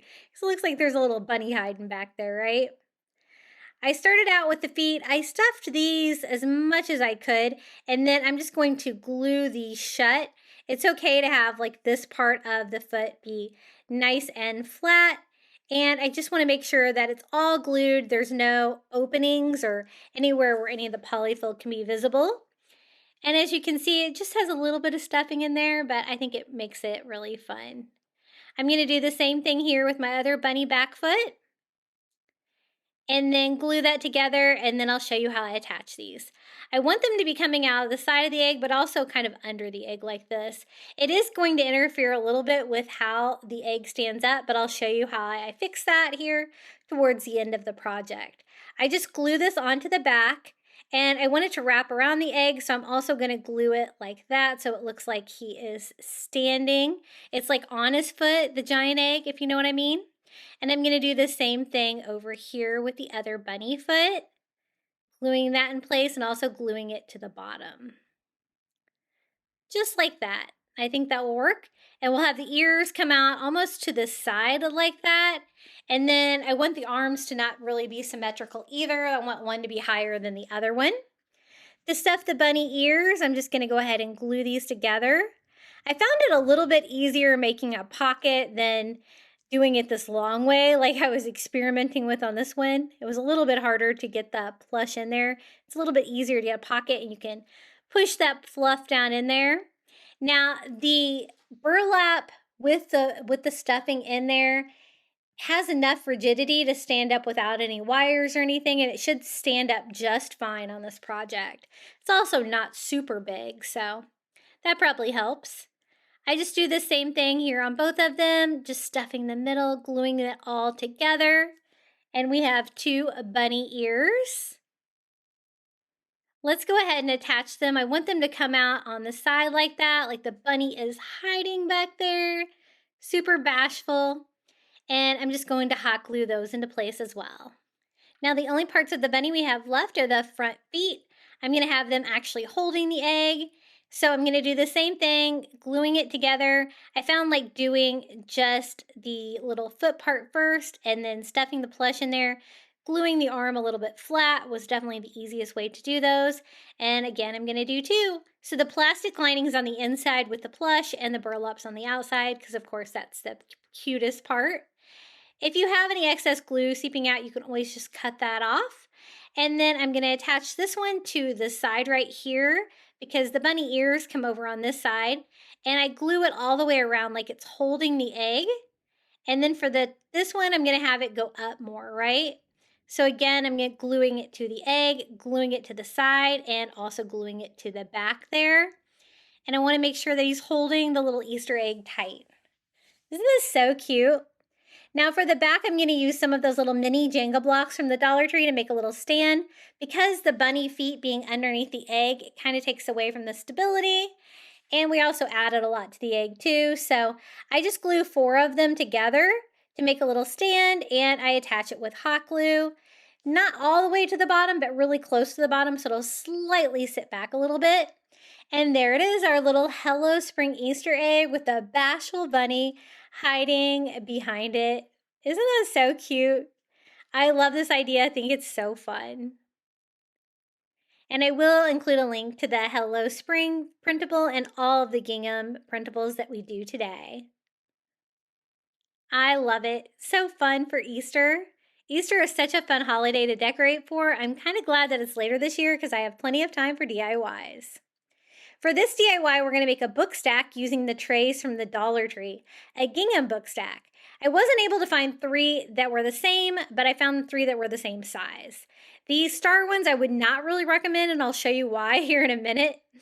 I'm going to make each one of these a book. So what I want is the sides of them to be solid. So an easy way to do this is just use masking tape. I'm going from one side to the other side, and I don't really care that I'm not ripping it across because it's going to look like pages, so it's okay if there's going to be lines or ridges over there.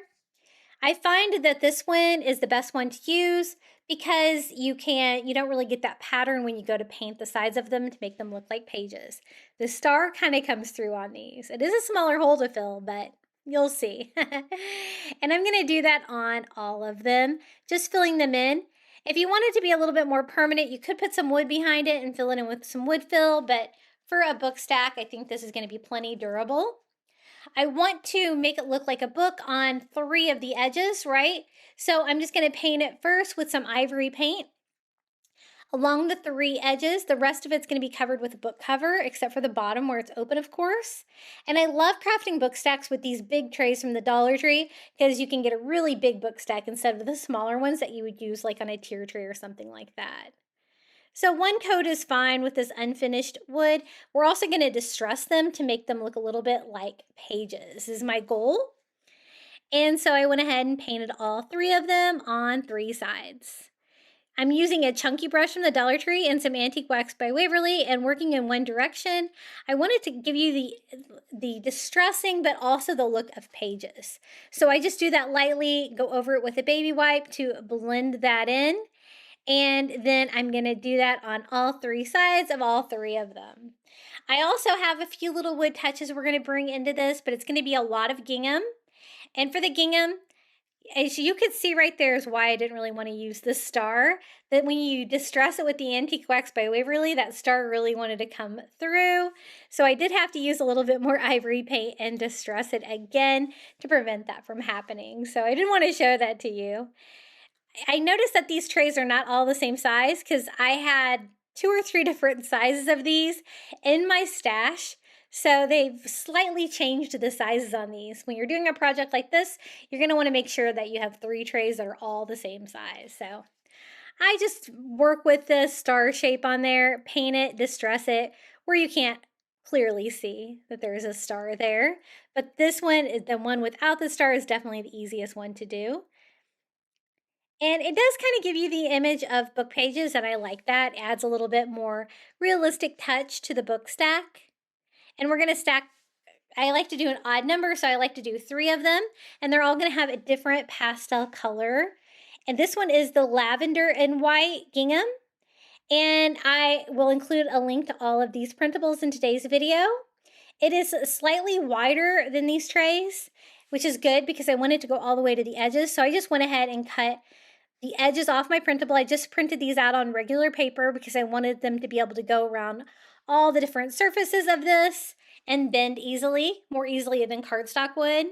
Make sure your Mod Podge is not too thick and lay that on there. You don't want any wrinkling if possible. I just do one section at a time. This is going to be the binding of the book where we put the title. I wrap that around, and I have a little bit more of the printable than I need, so I'm going to cut off this bottom section, but I do want it to wrap around at least this little section right here, so you won't be able to see any of that wood box come through. And it looks like it has a book cover on the bottom of it as well, even though it doesn't. It'll be open like that. And I'm going to set that aside and let that dry. Just smooth it out with a dry paper towel to try to minimize any wrinkling I have in that. And then I will use sandpaper to cut that down perfectly to size. For this book in the book stack, we're going to do a light blue gingham. I designed all these ginghams to be the same size, but different shades. So I thought they would coordinate really well together. And again, you could use tissue paper or the spring napkins if you don't have access to a printer. But I did include this printable if you would like to try to recreate. I love the look of this. I did 3 different colors of gingham that coordinate well together for spring. I did the purple, the blue, and I'm also going to be doing a pink. So I make this one the same exact way. It's slightly wider. I just glue it on with a thin coat of Mod Podge all around. And it doesn't really matter which order you put these in. I kind of want to separate my pink and my purple, so I'm going to probably do the blue in the middle. This is the pink one. Again, I just cut off the border. I didn't go all the way to the edges to make this a little bit easier to print, and you really don't need any more of the image. And a thin coat of Mod Podge, laying this on and covering it. I think this is going to be really fun. I have a fun way to put the titles on there as well. The brightness was turned up a little high on my camera for this, so it might be a little hard to see the lettering on this. And if I would have realized that, I probably would have adjusted my camera a little bit. I tried to change it in editing here a little bit to make it easier to see, but you'll be able to see it here in the end. Now that I let these dry, I can use my sanding sponge to just sand off the excess paper. It's pretty thin, so it's easy to do that. And then you're going to get an exact cut. You won't be able to see any of that original wood through there. And I'm going to do that here on all 3 of my book stacks. I've made book stacks with these big trays before, I think for 4th of July. And I really loved how they looked and the size of them. They're great for decorations for anywhere. You can use it like on your shelves or any kind of a tabletop or something like that. And I like to stack something on top of mine as well to go with it. This is what we're going to use for the letters, the Dollar Tree felt letters. It's not something that you would traditionally think to use for a title of a book, but I like the fact that they're felt because they almost look like fluff, right? So they could look like a fluffy bunny or a lamb. This is the part that I was telling you you're not going to be able to see too well. So for the first book, I put hop on there. I wanted to do Easter words that were pretty short. And for the second book, we're going to have the title of this one be eggs. And so I'm using the first one as reference to know where to start and a little bit for spacing on these. And I like the look of it. I know it's a little hard to see at this point. You can see it in the final result you'll see here, but I think it's very subtle and fun and a nice way to do letters if you don't have access to a Cricut. And the wooden letters from the Dollar Tree not only are hard to find, they're a little bit too big, I think, for this project. For the third book, we're just going to call this one a lamb book. And that is our book stack. From there, I want to tie them all together. So I don't want them to be directly on top of each other. I want them to be shifted a little bit so you can see the covers and it looks like a stack of books that are not perfectly lined up, if you know what I mean. So I'm gonna attach that with a little bit of hot glue here at an angle, and I'm gonna do the same thing here with the top one. Then I'm also gonna tie them together with ribbons to look like they're tied together. I didn't want to use twine for this because it's Easter. I want it to be really festive. I'm going to use a sheer ribbon that I found from the Dollar Tree that's a light blue. And I'm also going to be using some of that pink or like rickrack ribbon from the Dollar Tree on top of it. I start here on the bottom and I just glue that into the wood crate. We are going to tie a bow onto this later, but for now we're just going to go straight around and bring it all the way around and glue this inside just like we did before. This ribbon is very subtle since it's sheer like that. I think that will look really cute. It goes well with my pastel color scheme on here. And then I'm going to add the rickrack here on top. Great Easter color. I love using this for Easter. The gingham and the rickrack really almost screams like a vintage Easter, which I love. I'm going to tack it down in a few places so it doesn't stick out too much, and I attached it the same way I did the sheer ribbon, just wrapping it all the way around, gluing it on the inside of the bottom box. It's looking cute. I do want to add a few more details. I wanted to add a little wooden bunny to the front of the ribbon just for fun. So this is one of the Dollar Tree wood bunnies. I'm going to give it a very light stain here with some Antique Wax by Waverly, using a baby wipe to kind of wipe off some of the excess so it's not too dark. And I'm just going to glue that onto the ribbon just to add a little fun touch here. We have the wood distressing on the side that looks like the book pages. I'm also going to have a wood bunny from Target Dollar Spot that I'm going to display on top. For the bow, I'm going to do 2 more pieces of the ribbon, trying to keep them lined up like I did before, at least for the bow part, putting those underneath the ribbon there on the very top. And I thought it would be easier to tie it off like this rather than doing it all in one piece originally, since that doesn't have a bottom to it, right? So I left it all together like it is, one on top of the other, but when you pull it through and do a loop, you can separate the ribbons to give it a little bit more fluff there in the bow, but I don't want the tails of my bow to be too long, so I'm just going to shorten those down to whatever looks good. And there it is, our little gingham Easter book stack. Hopefully you'll be able to see here in my pictures a little bit better. This is just one of the little faux wood bunnies from the Target Dollar Spot displayed on top, which I think is really cute. And it goes with little wood accents. So you can see that you can read them. It is fluffy, the letters, because they're made out of felt, but hop, eggs, and lamb. Really cute, and I love all the ginghams together for this book stack. These are the 24-inch stackable eggs from the Dollar Tree, and these are the pastel colors. Here on my channel, I have DIY'd, I think, only the white ones. These already come in these pastel colors of pink, blue, and green, and I know a lot of people paint these, but I actually think that these colors are really pretty and fun for spring, so I'm going to leave them these colors, and I'm going to show you how I decorate them. I want to decorate them with flowers, bring in a lot of spring with this, and so I found Dollar Tree flowers in the pink, green, and blue, and I'm going to use those to decorate. So these are the pink roses from the Dollar Tree.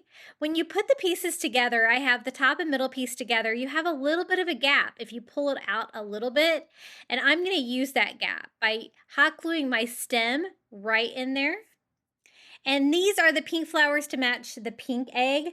I thought they would look better up here between the blue and the green though for the contrast, mix it up a little bit.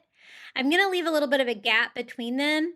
And the hot glue on this takes a little bit longer to dry than you would think, especially at first when you're trying to open up that opening there between the 2 eggs and wedging those flowers in there. In the gaps in between the flowers though, I'm just going to use some reindeer moss and just glue a piece there. It's going to make it look so bright and fun for spring, and I love these colors. I love how this turned out. I've seen people paint these.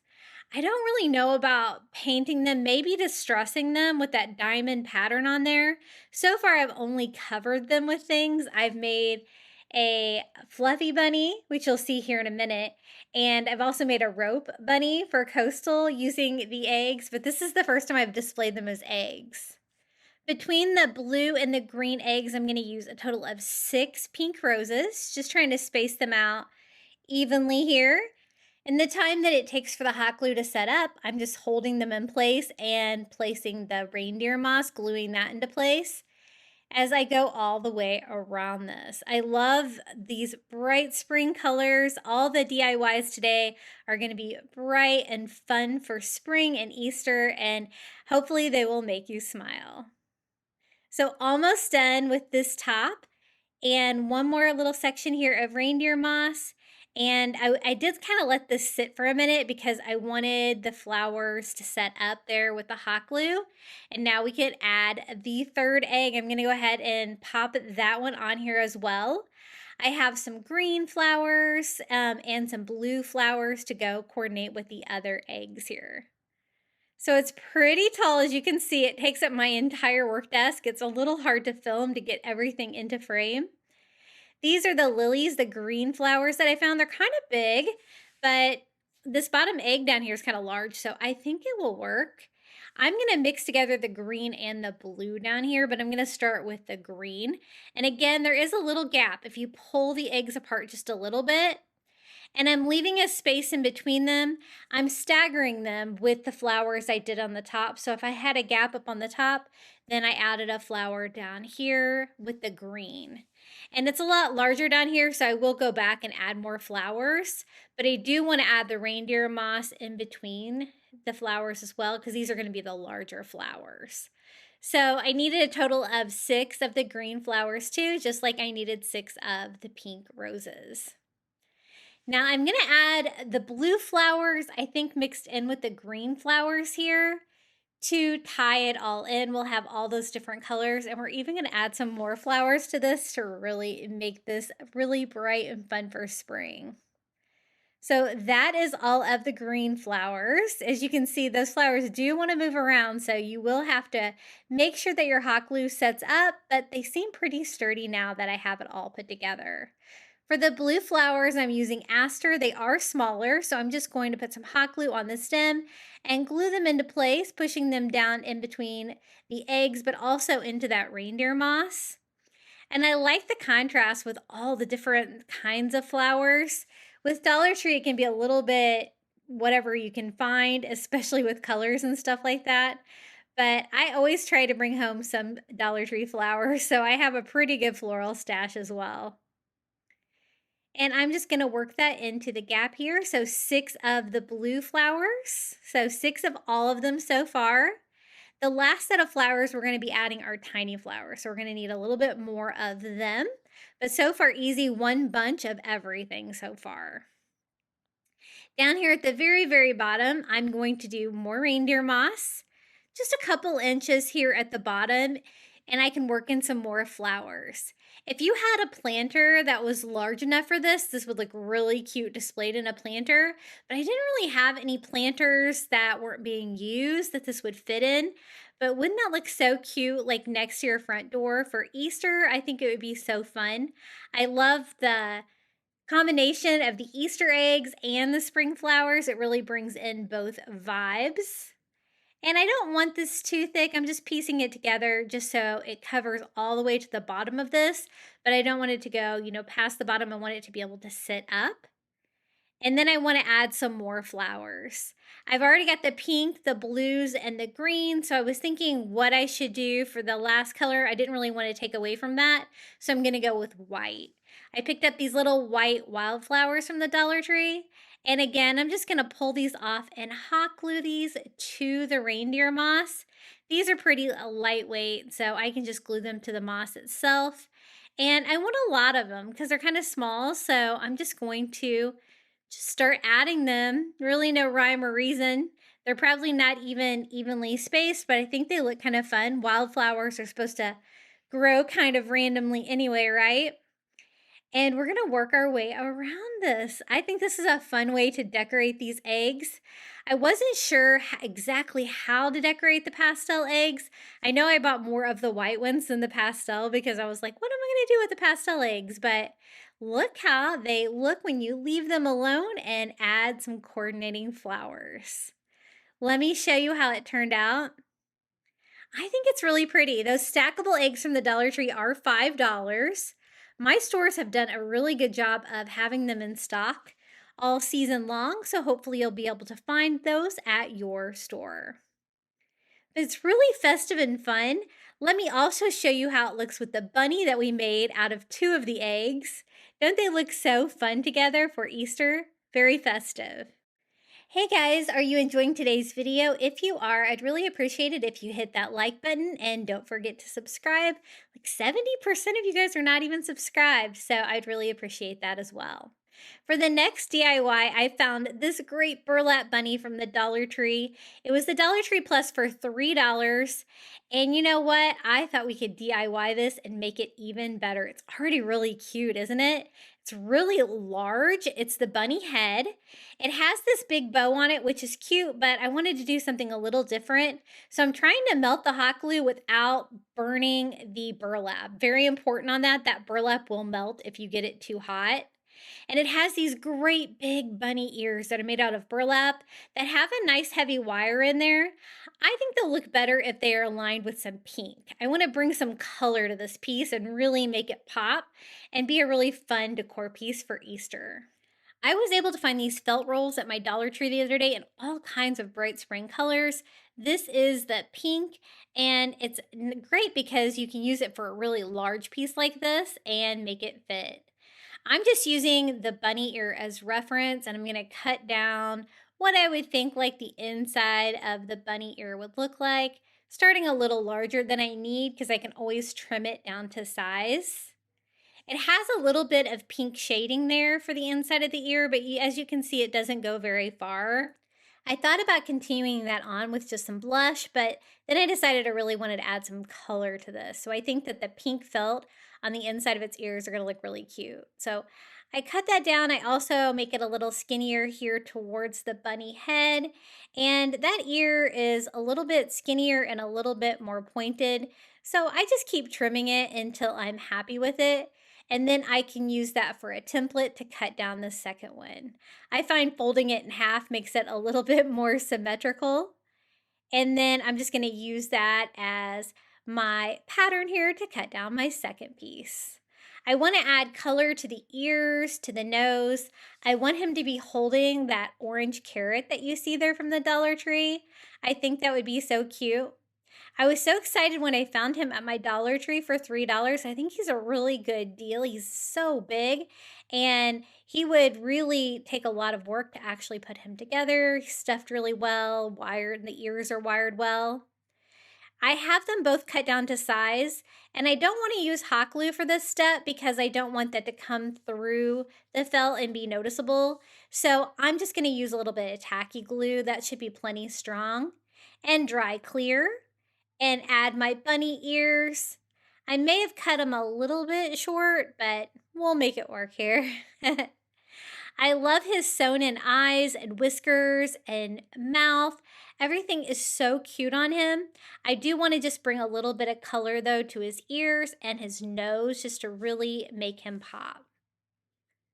So we have both ears. You can shape these ears a little bit to make that look like the inside of his ears. And I also made sure that all of my edges were glued down here. If I saw anything that wasn't quite glued down, I just added a little bit more of the tacky glue.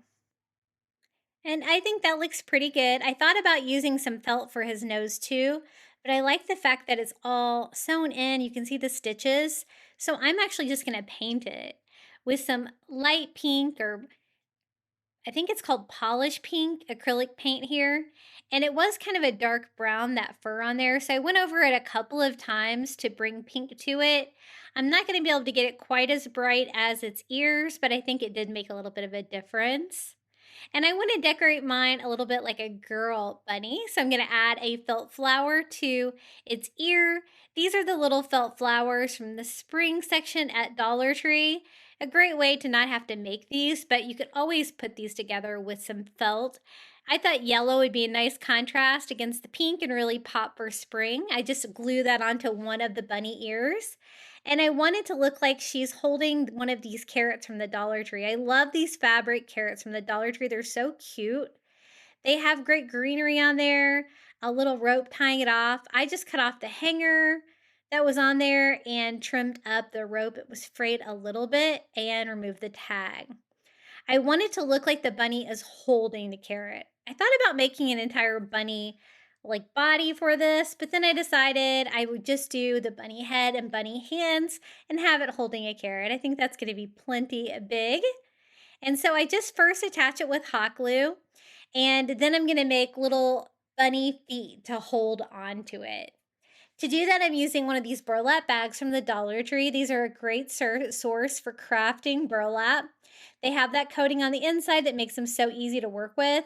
And it's really similar to what they used on the bunny, so I think it's going to coordinate nicely. At first, I couldn't decide how I wanted to do the bunny feet. I decided to start with the circle first.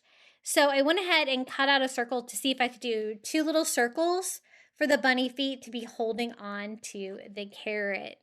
I tried it on and I was like, yeah, that looks like a circle. That does not look like a bunny foot. So I'm going to replan my design here by sketching out like 3 toes, like a little bunny foot, a very simple bunny foot, and cut that down to see if that would look a little bit better. And I think that's going to work. Now, I do want his little bunny feet to be stuffed because he's a stuffed animal, right? So I'm going to have to make 4 pieces, 2 front and 2 back for each hand, so I can stuff those a little bit to give them a little dimension so it's not super flat compared to the stuffed or the plush bunny. And I just use one as reference to cut the other ones out, just making sure that I have them going the right way because they're probably not super symmetrical. And we have 4 little bunny feet there, and now we can stuff them. They're not super big, but they will hold a little bit of polyfill. This is some of the polyfill from the Dollar Tree. I love buying this there, but you could always use some from an old pillow. And I just glued the toes first here of the bunny foot and the sides, making a little pocket where I can stuff that a little bit to add a little bit of dimension. And I think that makes a big difference. I'm going to do the same thing here with his other little bunny foot. And then I am going to take that polyfill. It's not going to hold a lot, but just stuff what I can in there. You'll find if you stuff them too much, you won't be able to glue it very easily. And then you just want to glue your pocket shut just like this. If you have any excess hot glue, you can always trim that up, make it look really good. And I'm going to do the same thing here with the other bunny foot. I think it's going to be really cute, him holding on to a little carrot, and a fun way to craft with those carrots. I'm always picking those up, but I don't always know what to do with them because I have so many different kinds. This is the orange polka dot one. I think it's super cute. I'm going to add a little bit more hot glue to make sure that carrot's going to stay in place. And I'm also going to glue the bunny foot to the carrot and to the bunny's face. But that's not going to be super strong. That's why I wanted to go ahead and glue the carrot to the bunny to start with. And just trying to make sure that that is making good contact there so that the hot glue will dry. And this was such a fun, easy DIY. If you see one of these bunny heads, be sure to pick it up. There's so many things you could do with this. I'm making mine into a wall hanging, but you could always use it inside an Easter wreath. It would be so cute. And I'm going to reinforce it here with a little bit more hot glue on the back of the carrot. It's already got a hanger on there. And I just wanted to finish it off with a little bow to cover up the hot glue that you could still kind of see there. I didn't have any raffia available, but I did have a grass skirt. So I'm going to do a tiny raffia bow using that grass skirt. I'm just going to tie something simple. He already had the twine wrapped around the carrot, so I wanted something a little bit different. And I think this will work. It is a make-do raffia. And I just want it to be small there between the little bunny feet. I attach it with a little bit of hot glue, and sometimes to make it look a little bit more like raffia, I will trim the edges of it to make it look a little bit skinnier because those pieces can be kind of big and flat. And I think he turned out so cute. We added a lot of fun color to him with the pink ears, the pink nose, the yellow flower, the bright orange carrot. And I think he's going to look so cute hanging on my wall for Easter. He's nice and big. Check out those bunny ears. Definitely worth $3 if you find this little guy at your Dollar Tree. Be sure to grab one. He's so cute. Look at all those great details. It's really well made for a Dollar Tree product. I guess that's why it's $3 and not $1.25. But I think we brought a lot of fun and character to him. For the next DIY, I wanted to see if I can make a little Easter lantern using some of these wood boxes from the Dollar Tree. I have 2 of them. I also have a little wood bunny. I think I got that at Target Dollar Spot. I think it was like part of a tier tray kit. I can't remember, but I thought it would be perfect for the top of this.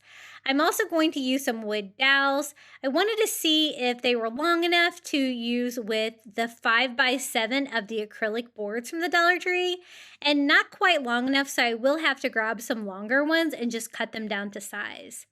I am going to use 3 of the 5x7 acrylic boards for the sides of the lantern, and there will be a little bit of space in the corner, so I want to give it a little bit more structure with the wood dowels. Now, you could paint this if you wanted. I thought it would be fun to try to do a decoupage with tissue paper.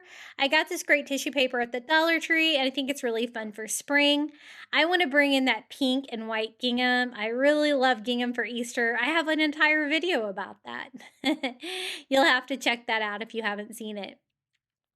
I'm going to use this one piece. I'm going to target the centerpiece here so I won't have any wrinkles on the top of my piece. And what I want to do is cut down a square that's big enough to cover the sides as well, the front, back, and both sides. So I'm going to go ahead and cut this down to size and then cut down a square. I can use that square as reference to do the other one as well. I want to wrap both of them with the tissue paper decoupage. I thought this would be a really fun touch. Now, the lantern that I make, it's kind of a smaller lantern. I didn't have a very tall shelf that I want to display mine on, but I think with the 5x7, you could always make yours a little bit taller if you wanted to, and I'll show you that when I get to that step. But for now, we're going to Mod Podge. Now, remember, if you're using napkins or tissue paper, keep your Mod Podge really thin. That way you won't get as much wrinkling.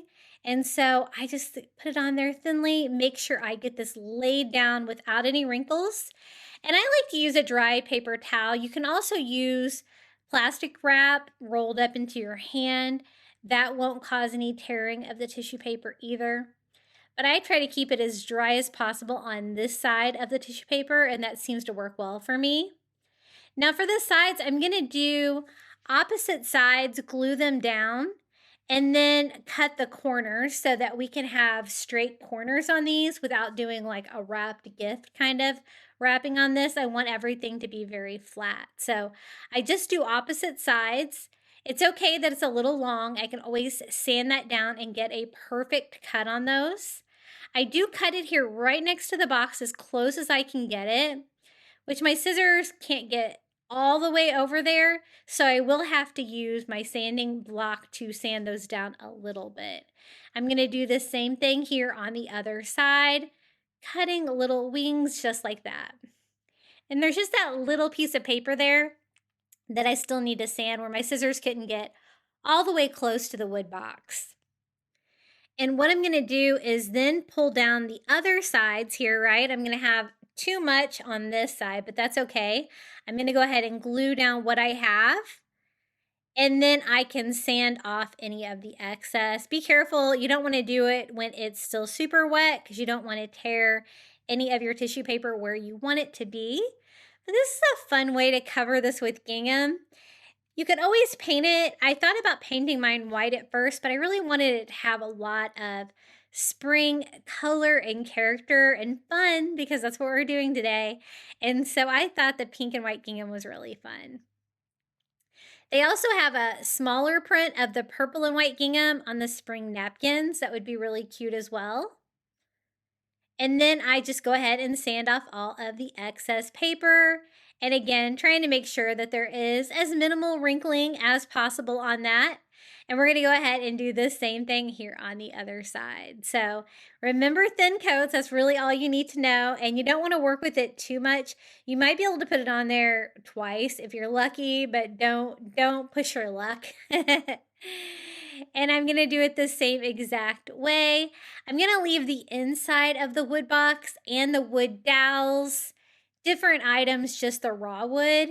So I'm not gonna be painting anything on this project. But I found that this worked really well to do the opposite sides like this, cut it down right there at the corner. So you have that clean cut at the corner. And then it's really easy to sand down your other side to get all that excess material off. Now, the reason that I made mine a little short is because I needed it to be short. The 5x7 is going to be the side of the lantern, so mine is probably only 7 inches tall total, including the wood boxes. But I'm thinking you could probably stretch yours out a little bit by where you glue your acrylic board into your wood box on these. I've made lanterns before using the flexible cutting mats from the Dollar Tree, and I would really recommend the acrylic board. It looks like glass. It's so cool. And even if you can't get the exact size that you need, they actually cut down pretty well. If you use a razor blade, you can snap them and cut them. I've done that here on my channel. And so we have the top and the bottom of our little Easter lantern. Now, like you have a finial sometimes on the top of your lantern, I thought that the wood bunny would be great for that. And then these are the dowels I'm going to use. They're kind of thin, but I really don't need much. I just wanted to add a little bit more structure. You could probably get away without using them at all. These are the acrylic boards. They have these in all different sizes at Dollar Tree. These are the 5x7. If you wanted to make a mini lantern, you could always do it. I think there's is it a 4x6 or a 3.5x5? I can't remember. I know I have a whole bunch of different sizes of these. I really love crafting with them. I'm going to sit mine on all the way. So it fits down in my box, and I'm going to put the top of the lantern on all of the way. Let me show you. I just glued mine all the way to the bottom. It's going to make it a little bit more stable, but if you want yours to be taller, then I would only glue it about halfway down in your box, there at the bottom and the top part. Mine ended up being a little on the short side, but I still think it's really cute. You just have to peel off the protective coating on the front and the back, trying not to mess it up with your fingerprints or anything like that. I try to touch it as little as possible. And I'm going to glue this one on. You can see that slight gap at the corners. That's where I'm going to go and put the wood dowels on the inside. But these I want to glue flat to the wood on the inside of the box there. I'm only going to do 3 sides because I want the back of my little Easter lantern to be open so I can put a battery-operated candle in here. And we're also going to decorate this for Easter and make it really fun. So that is my third piece of the little plexiglass acrylic board. This is what it looks like so far. And so we'll have to cut these down to size. So I'm just going to measure one. I want one in each corner to provide a little bit of structure. And so I'm just going to cut those down with my miter scissors. They work really great for dowels, and then use that as reference to cut down the other 3. I'm not going to glue this to the acrylic board because I don't want to get hot glue all over my acrylic board. It's really hard to get off of it. I'm just going to glue these down into the corners. And hopefully that will provide a little bit of support and fill up any gap there. From the outside, you really can't notice these at all. They really hide in well there in the corner of the acrylic board, but I'm also going to do them here in the back as well. And I'm just going to leave the opening blank. I was thinking you could put the top on and off when you put the candle in there, and you could do all 4 sides with the acrylic board if you wanted to. But I kind of like the back of my lanterns being open a little bit better to be able to reach the battery-operated candle inside to be able to turn them on and off. I put hot glue on the inside, all 3 panels here, and I'm going to sit it all the way on top. So this is going to be the lid. I go all the way. So that's why mine's a little bit shorter but you could probably get away with only going about halfway, gluing that into the wooden box. This is the little bunny I want to use on the very top of it. I'm just going to attach that with hot glue. I will add some more fun details. If you can't find anything for the top of your Easter lantern, you could always add a flower or a big Easter bow up there with some ribbon. That'd be really cute as well. For the feet of the lantern, I'm going to use just the little wood cubes from the Dollar Tree. I'm going to do 4, 1 in each corner. I'm not going all the way out to the corner. The raw wood's going to blend in nicely with the dowels, the bunny on top, and the inside of the boxes that are visible. But I do really like the color that the pink and white gingham brought to this project. I want to fill the inside of my lantern with some of that faux grass from Dollar Tree. I think that would be really fun. If you don't have any of that, you could always fill it with the reindeer moss as well. It is kind of deep in there though, and I want you to be able to see the decor and the candle inside. So I'm going to boost it up a little bit with one of these little chunky wood circles from the Dollar Tree. Not totally necessary, but I think it helped in my circumstances. So I'm just going to attach that with hot glue inside the bottom of my lantern like that, just to boost everything up. And then I want to cover all of that with grass. I love crafting with this faux grass from the Dollar Tree. The only thing is it's a little difficult to cut. Now I've already got the finial on that and then the feet. Luckily I had a third box here to use for reference. I should have measured that first. But I want to cut down a square of the grass, and I always cut it a little bit bigger than I need because a lot of times you get that black edge on there when you cut it, and I don't really like the look of that, so I always try to trim that off. And just trying that on for size to see if that's going to fit nicely in there. I'm going to put it over the little circle and have it just kind of go down on the sides of it as well. I do attach it with some hot glue so it doesn't move around. And I'm not worried about anything being flammable in this lantern because of course I'm using a battery operated candle, so it won't interfere with anything. Now for the acrylic board, I want to decorate it with some window clings from the Dollar Tree. I chose Easter eggs and some polka dots. I thought the polka dot would look really cute with the gingham. I do the pink and the white on the front, and then I'm going to do the green and the white on the side. And there's another one that's yellow and white. They're all polka dot. And since this is just like glass, they go on just like window clings, super easy. I just smooth them out with a dry paper towel, and now it's time to decorate the inside.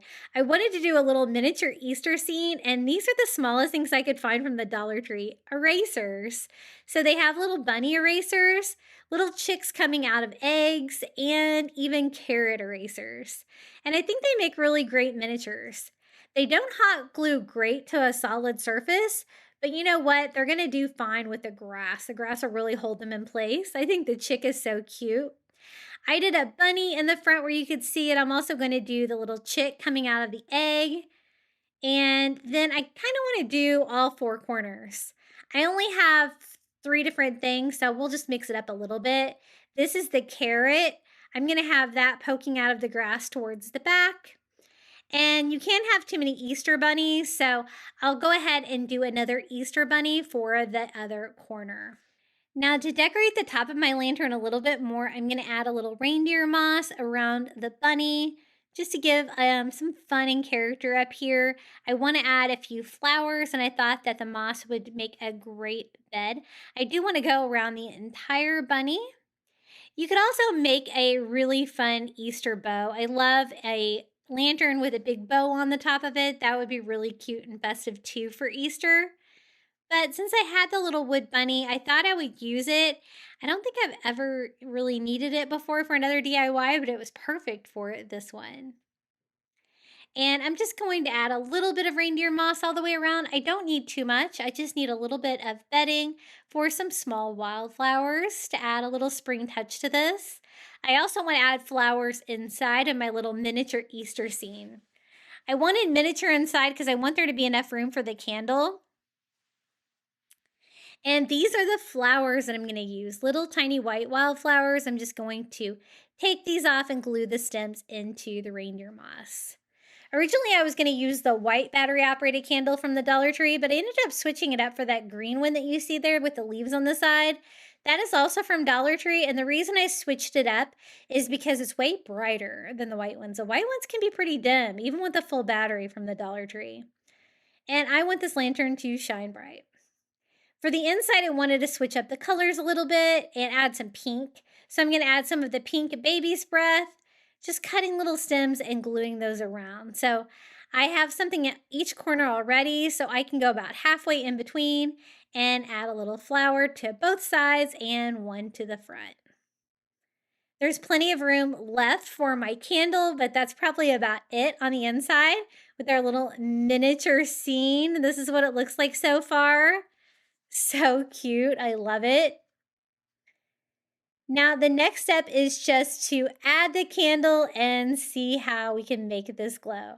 This is the candle I was talking about. I think it's really pretty. I love the green leaf pattern, and I think they'll go in well with the spring vibes of this. I'm just going to sit that on that faux grass, and we have a cute little Easter lantern.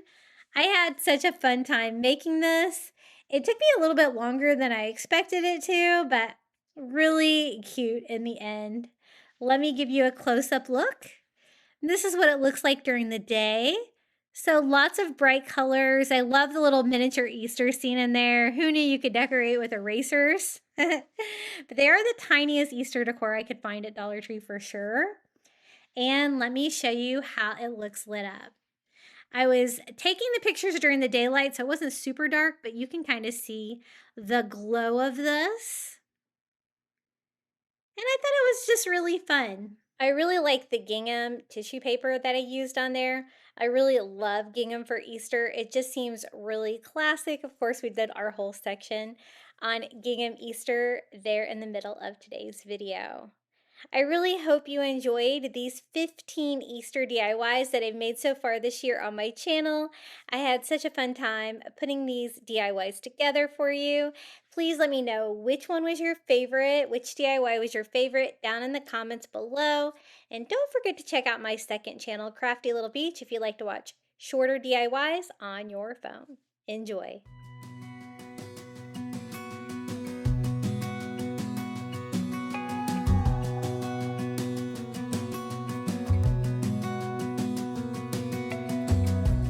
As a young girl, the fields were mine. We played hide and seek for hours, raised our shadows among the pines. So offshore, playful and free, without a care in the world. I was one rich little girl, daydreamer, kidnap me, take me back. All the way back to them days, running around in a gown and a crown, barefoot.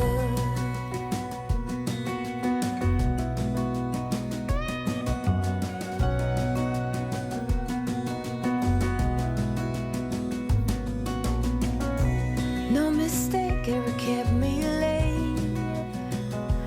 We spent summers catching fireflies and winters on our skates. One big smile across my face.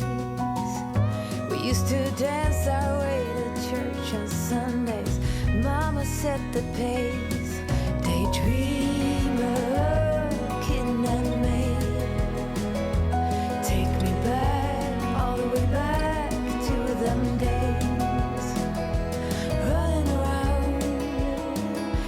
Gown and a crown, barefoot.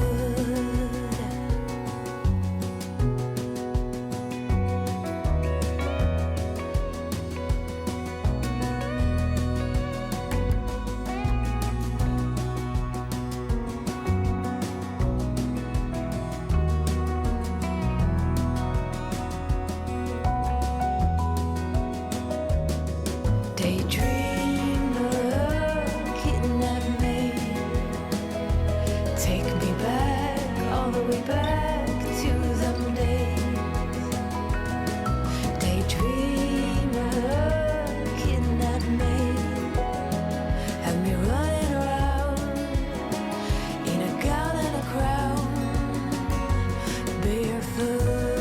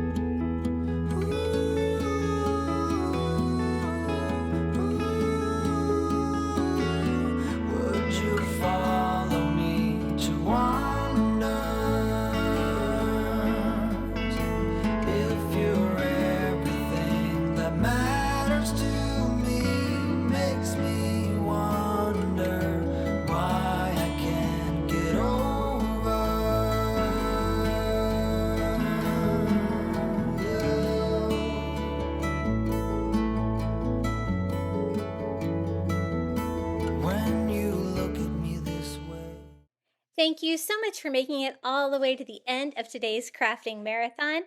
I also want to thank all of my YouTube members for supporting my channel.